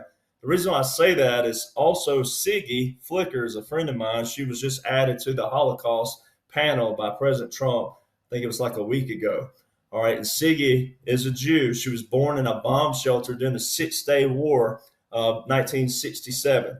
All right. And we've talked before, and I've spoken to some of her friends, and I've also spoken to some people that I know that are fluent in Hebrew origin. And I just wanted to highlight this one little thing. There was a rabbi that lived years and years ago, and he had this 10 Jubilee calendar. Now, I'm telling the simple version of it, but you can go look it up. He had this 10 Jubilee calendar. All right. And he didn't use dates. He didn't use predictions. He didn't say stuff like that, like we talk about other truthers out there. Right. No, he just said at the point that the Ottoman Empire, modern day Turkey, the point that the Ottoman Empire regains its territory, you'll count Jubilees until it falls. All right. There was 8 Jubilees. It took over. This man died in 1317 or 1217, because the Ottoman Empire took over 1517. Well, they ruled 400 years, and it fell in 1917. So that's 8 Jubilees right there out of the 10 Jubilees that he had. All right, so that wipes out 8 Jubilees, 400 years. There's only 2 Jubilees left on this man's calendar. All right, well, 50 years equals a Jubilee. So 50 years on to 1917 will put you at 1967, which was a 6-Day War. All right, so that's your 9th Jubilee. 50 years on to 1967 puts you to 2017. President Trump, out of nowhere, other presidents have talked about this but never did it. President Trump declared Jerusalem capital of Israel on December the 6th, 2017. That was the year of Jubilee. All right, that was the 10th Jubilee. And this rabbi, Judah ben Samuel, way back, he named that 10th Jubilee the Messiah's reign. All right, R-E-I-G-N for the people out there that don't know about this terminology. The Messiah, Jesus Christ, Messiah's reign. All right. And if you look at everything that's taken place from 2017 to where we are, it's hard to argue that this is nothing short of biblical and divine, and the light coming in on the darkness and all these mafias, cabals, everybody. I mean, the Bible tells you no weapon formed against you shall prosper. The Bible says in the 23rd Psalm, yea, though I walk through the valley of shadow of death. And I had one of Siggy's friends tell me that in Hebrew, that the word death in that context actually means just darkness. Yea, though I walk through the darkness. And then it says, I'll prepare a table in front of your enemies, right? So they could be gnashing teeth around you, but they're not going to touch you, right? So when you look at all the men who have risen up during this time period, all the colonels here and all the others that we know that are fighting and doing what they're doing everywhere else, some still active, some reserve, some National Guard, some border, and then the subterranean of all kinds. I know Special Forces still doing certain things. When you think about the men and women in this time period, you can't help but call it anything short of God and divine. And President Trump taking on what he took on. I mean, if people just in the normal sense, if you don't want to get too complex, just think about what a 70-something-year-old man gave up. Billionaire, right? The people say, we plays golf all day. Yeah, but he didn't have to come on and take on hatred and ridicule and mockery and severed heads and all the other different things and talk about his children, his grandchildren. All right, he didn't just do this because, he wanted a notch on his belt to be president. When you think about the bigger picture, you look at all the laws and orders in place, all right, it's nothing short of biblical. I just thought that'd be pretty cool to bring up since Israel seems to be a hot topic, but most people seem to believe that Israel's been scattered, right? And the Israel that the average person thinks is Israel, it's not, right? The 12 tribes of Judah, etc. So that's a couple of quick comments. We go to we'll go to Brad in 1 second. I just want to weigh in very briefly. For those that like to use Google to learn about things, you don't need Google. Just email Derek Johnson. He's got it all. That's great education, great information, great specific sightings. So say no to Google, say yes to Derek. Also, I'd like to say to all those, and I don't mention names because I'm a uniter and a bridge builder, not a divider. But there's been a lot of people in our movement, particularly some years back when I was on the Clay Clark General Flynn tour and as a media partner from day one and on the stage speaking. A lot of folks say there is no plan. Well, if you just listen to Derek Johnson and the rest of this panel that we've been through, don't tell me there's no plan. This is the plan. It's God's plan. God, Trump, the military, white hats, and us. Brad, you wanted to weigh in? Please do. And I'm going to move us through a couple of other countries, then we're going to conclude the show. Take it away, Brad. Sounds good, John. Thanks. And it's actually a perfect segue when he was speaking about biblical, because my first point was of the two. The first is returning to sovereignty in God.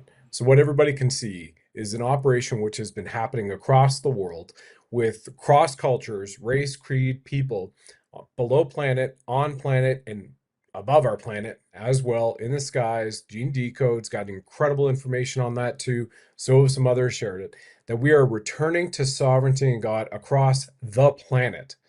And how great is that when you're sitting here right now, and yes, the grocery bills might be a little bit challenging to rub those extra nickels together to go out and get eggs or cheese or milk, what have you.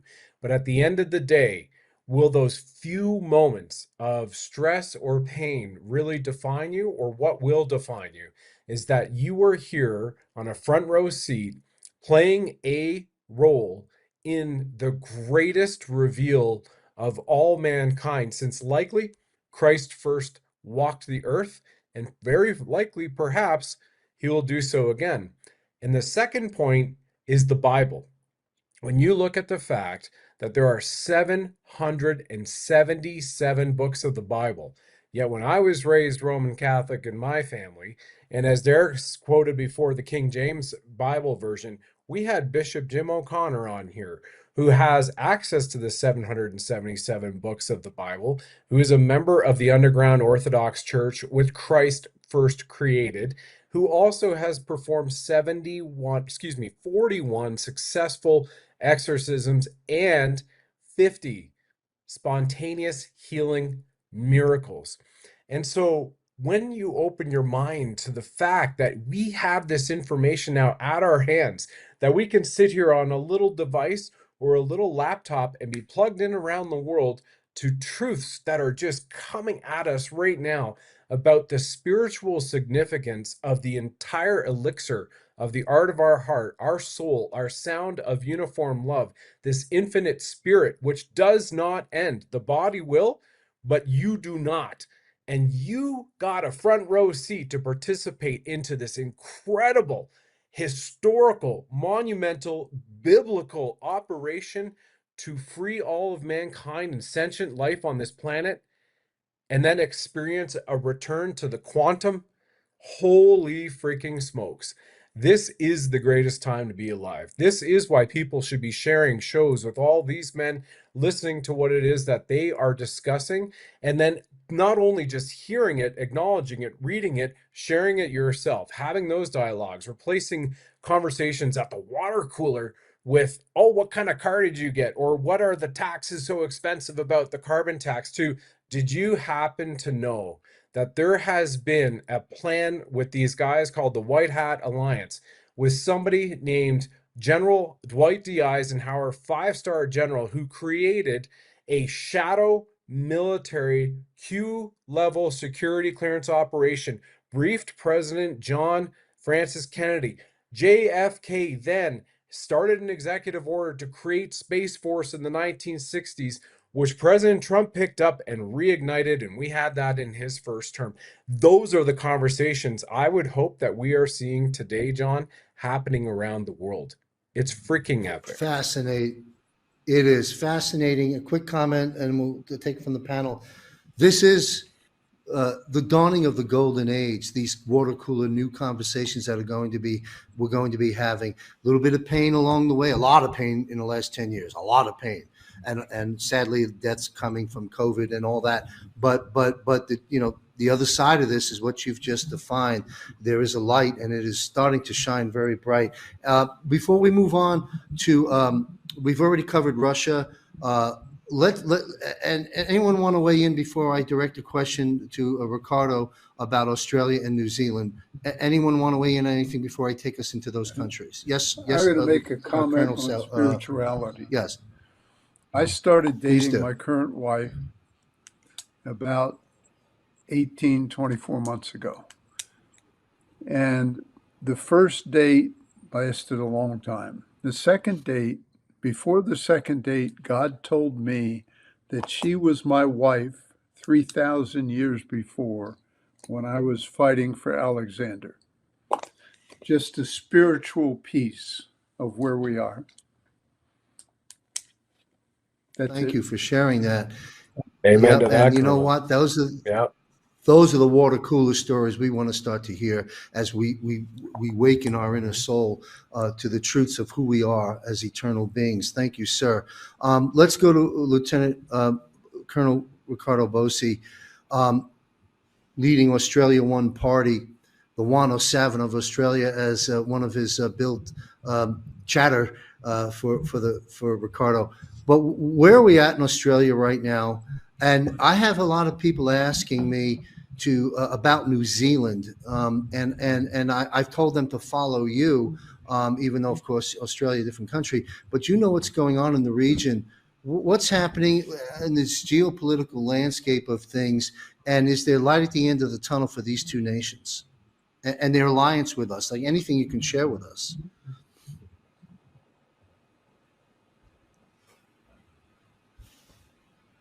We've got no sound, sir. There's no audio. No audio. Oh, how's that? Yeah, part two We of got that you. question, Thank you. is there light at the end of the tunnel?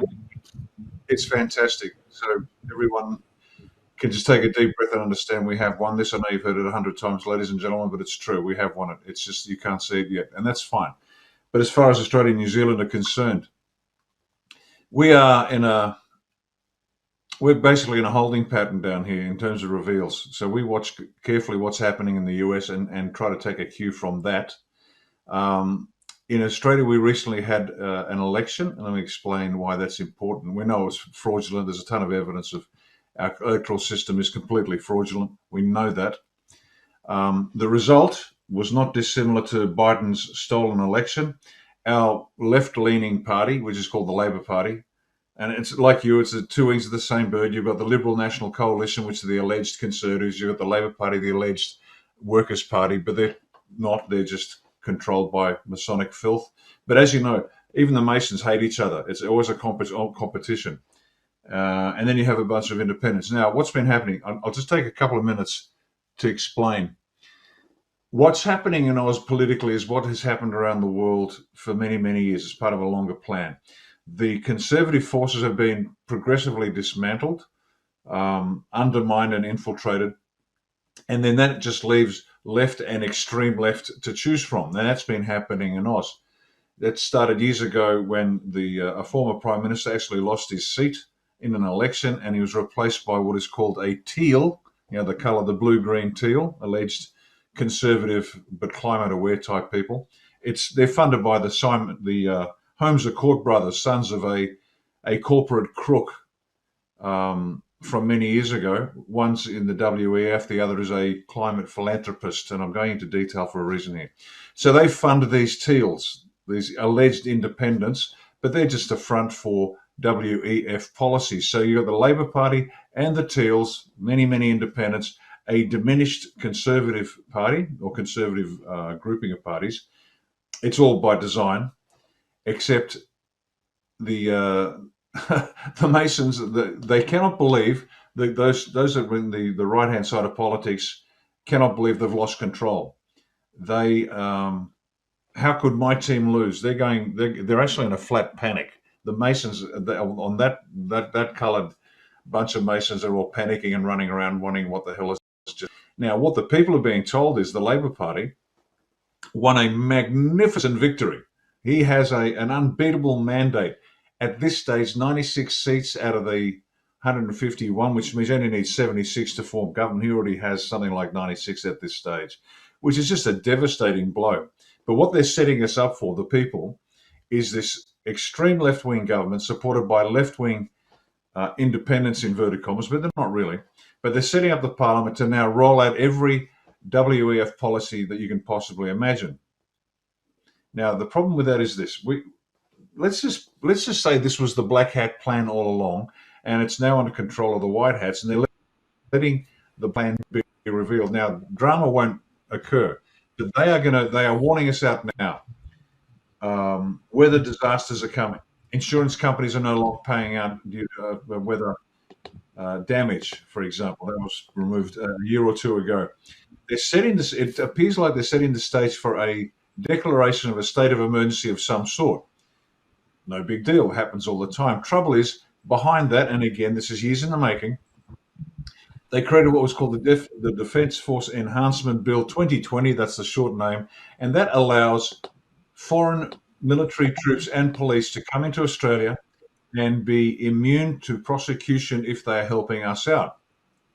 Now, there's helping us. The military helps the civilian in Australia by two ways. And I'll get technical here, but it's important.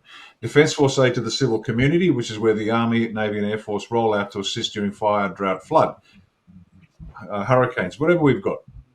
No problem. Then you have Defence Force aid to the civil power. That's where we are brought in by the Governor-General to apply lethal force to a situation. Extremely difficult to get that okay. It only talk about siege hostage situations where terrorists, for example, most recently in a cafe in Sydney, took hostages, and the Defence Force aid to the civil power was rolled out to allow the military to be prepared to do something. In the event the police actually did it and cocked it up royally, they killed the hostages and the terrorists didn't. So you've got this Defence Force Enhancement Bill now where you can have foreign military and police come in and they are immune. And it just takes a little bit of effort to change that existing bill to go from Defence Force aid to the civil community, fire, drought, flood, to Defence Force aid to the civil power. This is what I believe the Black Hats were rolling out for Australia. They were going to create a situation, a declaration of emergency, roll out these goons from overseas, because any number of one of us around the table here has seen what foreign troops are really like. They're not like us. These are barbarians and savages in uniform, most of them. And they just are, and that's what's going to come in. And so that's what was being prepared for Australia, and I don't doubt New Zealand would have followed pretty much along the same path. So that's what's being established, I think. The statement of this state of emergency and then foreign troops coming in. So what it's doing is the White Hats are allowing the people to see what the Black Hats had in mind. And I don't doubt this is exactly it. Mm-hmm. Now, is it going to happen? No. What will happen in time is that Australia will, globally will move quick enough so the reveal comes, and then Australia will begin this transition from where we are to where we need to be, assisted by the martial law and the White Hats, the White Hat military, let's call them, the 77 stars that Brad refers to. Let's say this transitional period to saving the country, where we will eventually end up a constitutional republic under our own steam, but under an umbrella of cooperation, let's say, with the United States. Same will happen in New Zealand. Thank you, sir. It's interesting to see how the different phases of liberation towards freedom that each of our nations and regions are going through. You certainly got your work cut out for you in Australia and New Zealand, but it's encouraging to know where we end up. We're going to run out of some time here. I know, and I appreciate everybody's time on this panel. We could talk for hours. Let's conclude. Before we conclude with China, the elephant in the room, let's go to Brad, Canadian. Your recent election, the ousting of perhaps Castro's son, that whole mess. Have we gone backwards, but maybe a couple steps backwards to leap forward later? How's it going to play out? What difficulties are the Canadians dealing with? And I know they're divided, as our country has been to some extent, but you know far better than I do what's happening, and how do you see the Canada playing out with all the liberal issues there, and them becoming our part of our country, America, as we've talked about in previous episodes. Brad, if you will, please. No sound. We have no audio. No audio. That's a thing we do in the Commonwealth, thank you. Ricardo and I. Sometimes we forget we mute ourselves.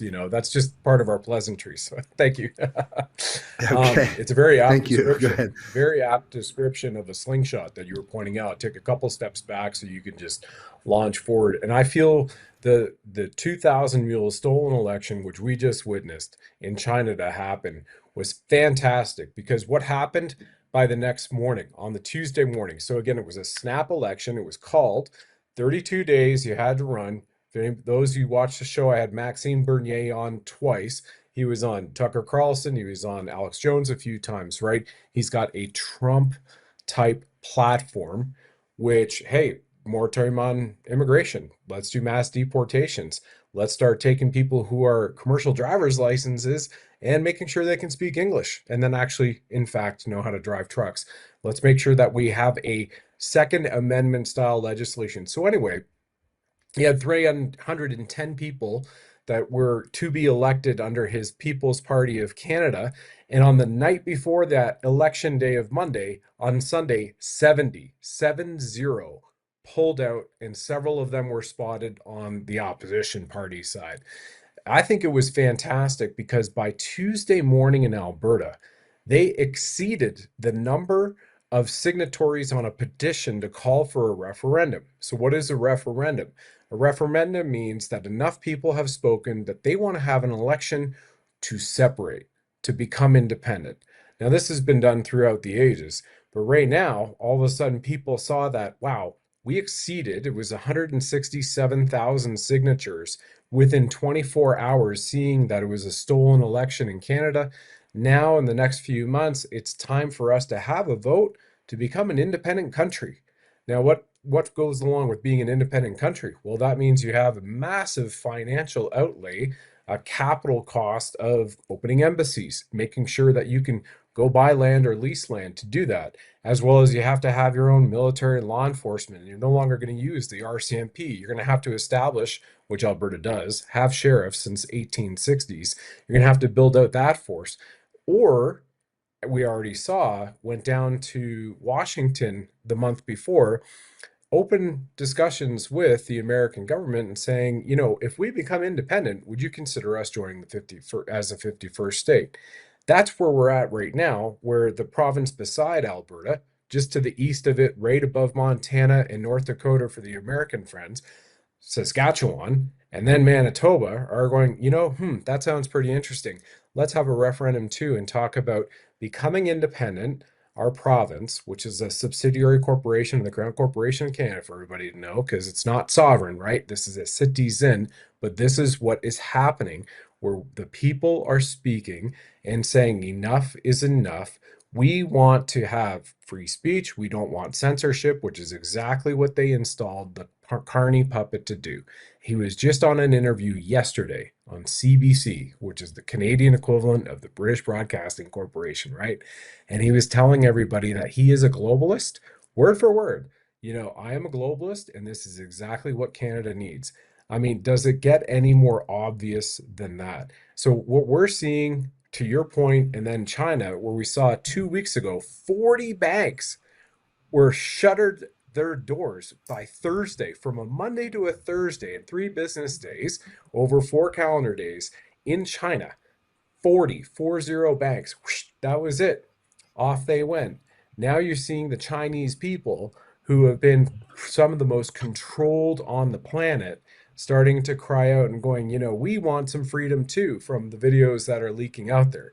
So it's incredible to me overall, from a high level, that 30,000 foot purview.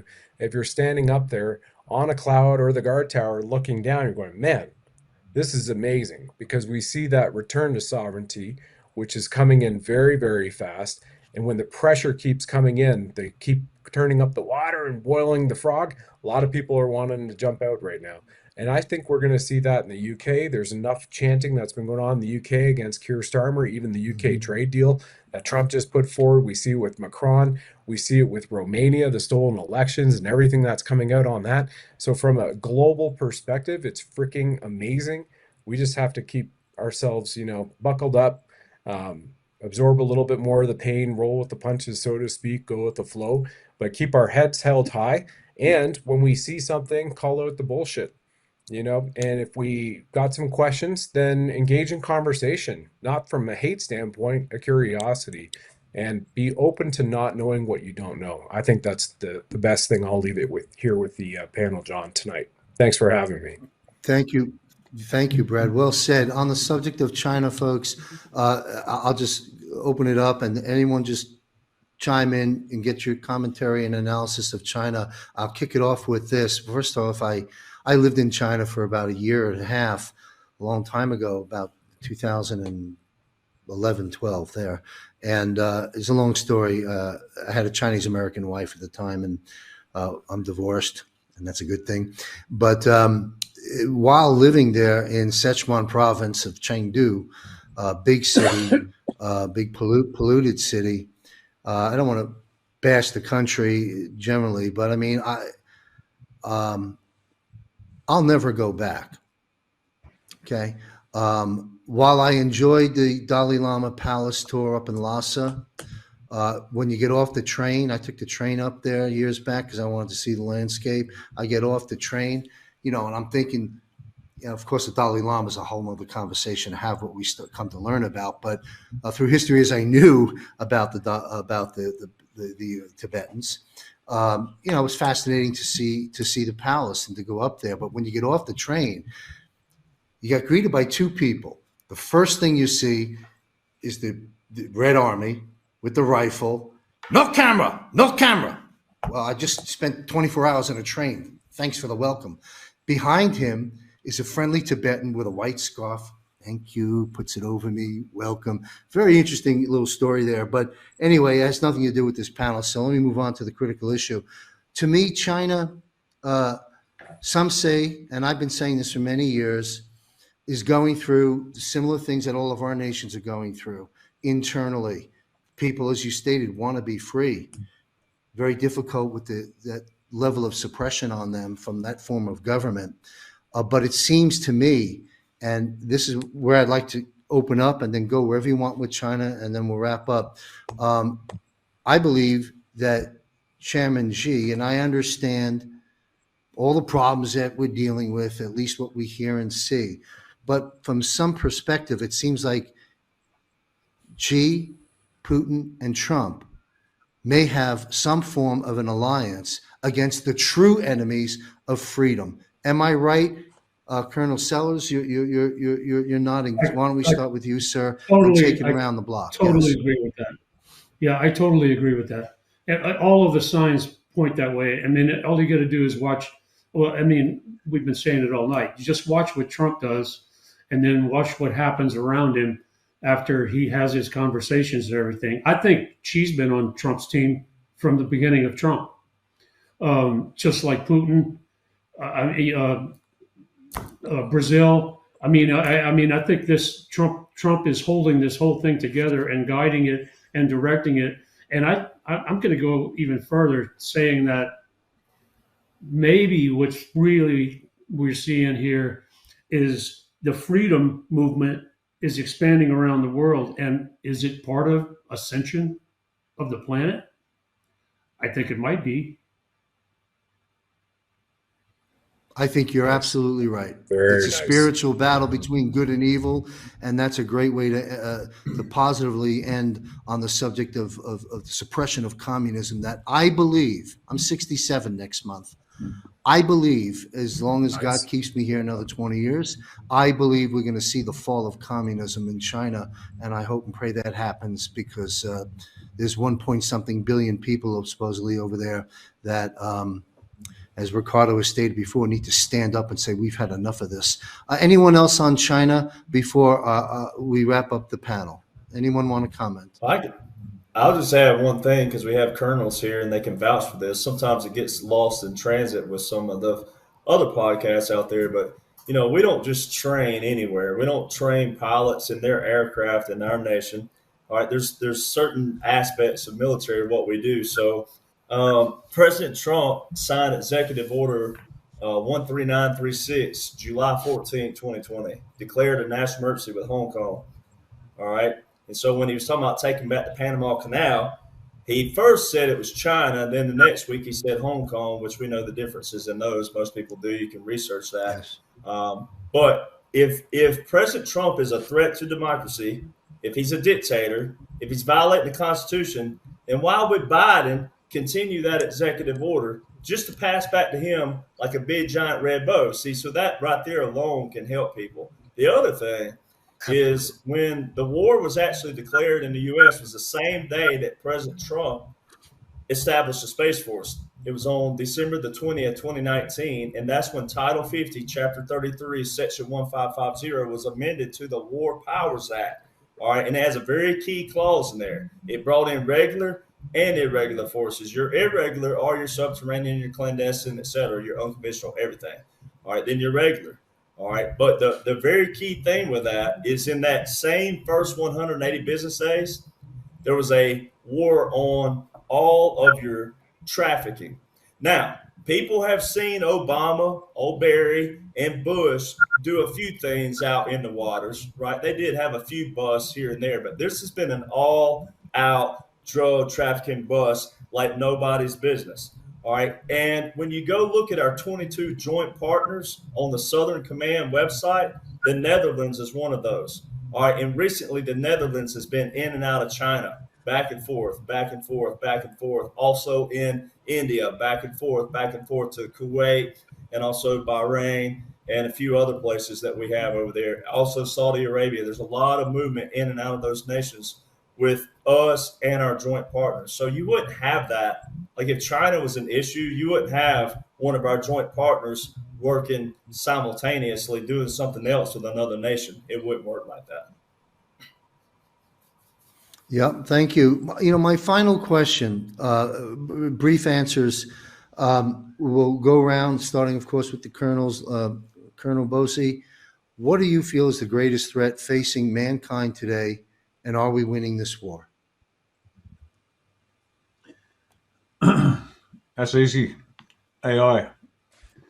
The spiritual battle is done, but we as a species are running headlong, blind, hand over our eyes and hand over our ears towards AI, like the normies did to the jab.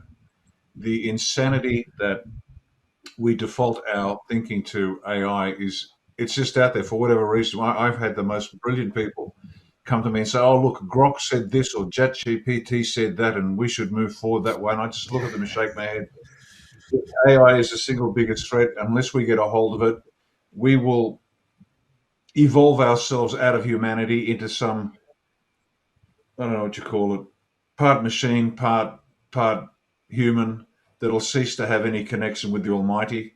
And then we'll spend 1 billion years looking for God all over again because we're too fucking stupid, excuse the French, to realize that we are what we are. We are primary, and the AI needs to be carefully measured and controlled. And all those Dr. Mengelers out there that think that they can make us more human than human by shoving stuff in our head and using voice to skull technology and all the other little bits and pieces that they're going on.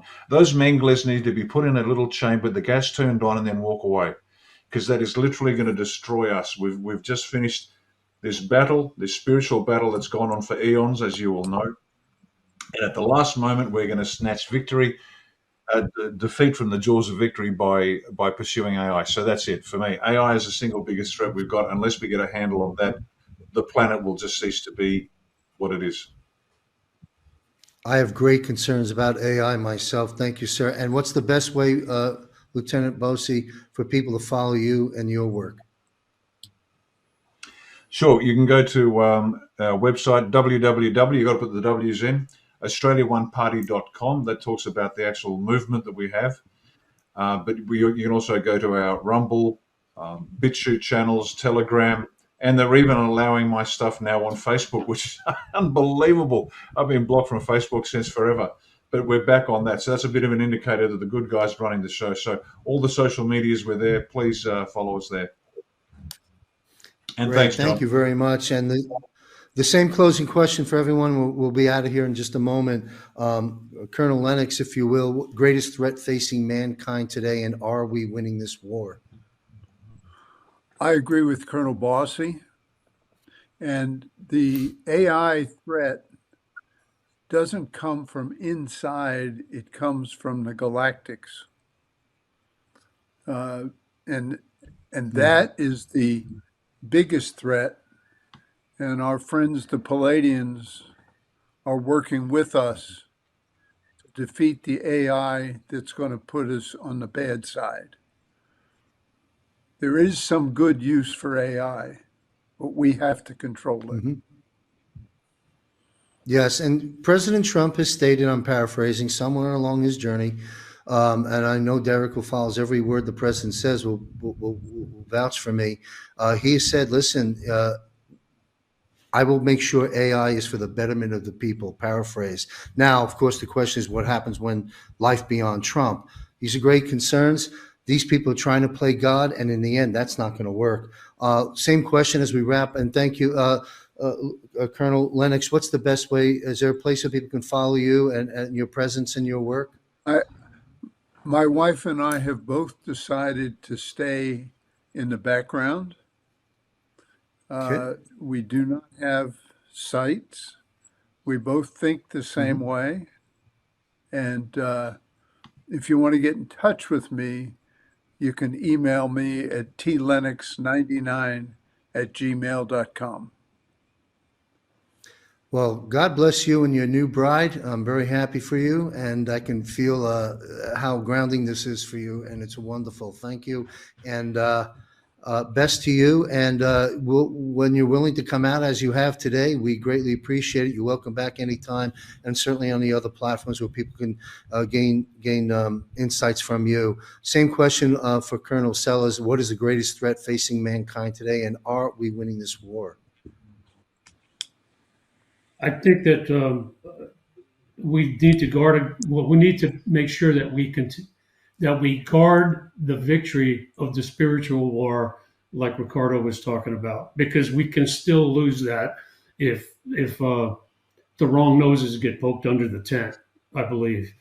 I totally believe with what Tom just said about the AI. With both of you guys about AI being the biggest threat. And I do believe it's exactly what Tom was talking about. This is not an internal threat of the planet. This is an external threat that came from from extraterrestrials that have visited this planet. And it is the biggest threat. And there are, if you look at some of the predictions you read from some of the extraterrestrials, that the downfall of Earth was from AI. And the reason that we're still in the fight is because they came forward in time. Certain races came forward in time to the planet to help us win that war against the AI. Otherwise, it's all lost. Mm-hmm. I mean, and there's plenty of books on the subject, and you can look it all up and everything. And I totally believe that. And it's for another show. But I have been visited by aliens, and I have talked to them. So. Well, we will have another show. I totally believe. I have another. Thank you, sir. I have another program I do once a month called Conversations of Consequence, where I feature important voices of our time. And I launched this many years ago, where I've interviewed some people, and now I've resurfaced it because I think it's important. And we sit down and we profile you, not the wrong sense of profile, but your resume of life, where you've been, what you're doing now, and your experiences. And I'd love to delve into what you've just shared with us. One comment about what you. Thank you. Sorry. I've got your contact information from one of my producers, and I'll be in touch, and we'll sit down for Conversations of Consequence. I had something you triggered in that dialogue I wanted to share. Oh yes, when you talk about terrestrial beings, or whatever word you like to use, that we're getting help from. What comes to mind to me is Elon Musk. Where'd this guy come from? But we'll save that for another day. Let's go to and the best way, Colonel, for people to follow you and your work. Yeah, I don't have a website yet, but my email is charles.sellers87@gmail.com. Great. So people, And you've got resources. Go ahead. no, that's it. We're working on probably setting up a website, but it's still in process. Great. Well, I know you're guests on other shows and love to have you back here and conversations of consequence. We're closing out the segment. Same question to Derek Johnson. What is the greatest threat facing mankind, and are we winning this war? I would agree AI on a big level, but dropping down just to be a little bit different for Americans is education. We're so educated on the wrong stuff here. Just because you have a degree, whether it be an associate's, a bachelor's, a master's, a PhD, or whatever it is, we have raised people that if, and I don't believe this is going to happen, but if it did, the military always prepares for the worst, and if the worst doesn't happen, then great. All right. But with our society, if the collapse did happen and you couldn't go to a grocery store and you couldn't do anything, how many people could survive? But then the people who could survive become the hunted by those who can't, right? So that would create pandemonium. All right. So when you look at what we're educated on, the only reason I know what I know is because I loved reading and I love listening to my elders. That's another thing we've outcast in this nation is we've stopped listening to elders. All right. Our elders are where they are for a reason. They've lived a little life. They've seen a little something. And that has been outcast. And these young generations will just cast out their grandparents. When I hear people talk about their grandparents live somewhere, and I'm like, you don't ever see them? No. You don't ever call them? No. That right there, my grandfather was one of the greatest influences in my life. And I listened to everything that he's talked about. And he's the reason I know about puppet governments, about continuity of governments and other things. So, I think that's a threat on a U.S. level. I think other nations are more awake than America because they live in other scenarios in communism and fascism and, socialism, et cetera. But I think that's a big threat for the U.S. And I think that people need to pick up a book every now and then and put the phone down. Absolutely. Ignorance. A quick personal comment, and we'll be concluding. You're right about respect and learning from the wisdom and the experiences of those that are older. I lost my father when I was 14. What I would love, I have no parents and no grandparents. And boy, I sure wish they were here because I'd be talking to them every day. Thank you, Derek. Best way for people to reach you. Well, so my rattletrap1776.com or DerekJohnsonCountry.com, and then my link tree, because there's so many fake profiles out there. This is the best way to find out my official account. So link tree is linktr.ee/1776nation. Excellent. Thanks a lot, Derek, for your helping me launch this. You and I discussed this a few months ago and bringing great, incredible patriot warriors to the table. I appreciate what you're doing and your incredible library of laws and orders and ability to pull up information better than Google, because at least yours is accurate. Let's move on to Brad Wozni. Sir, what is the greatest threat facing mankind today? And again, are we winning this war?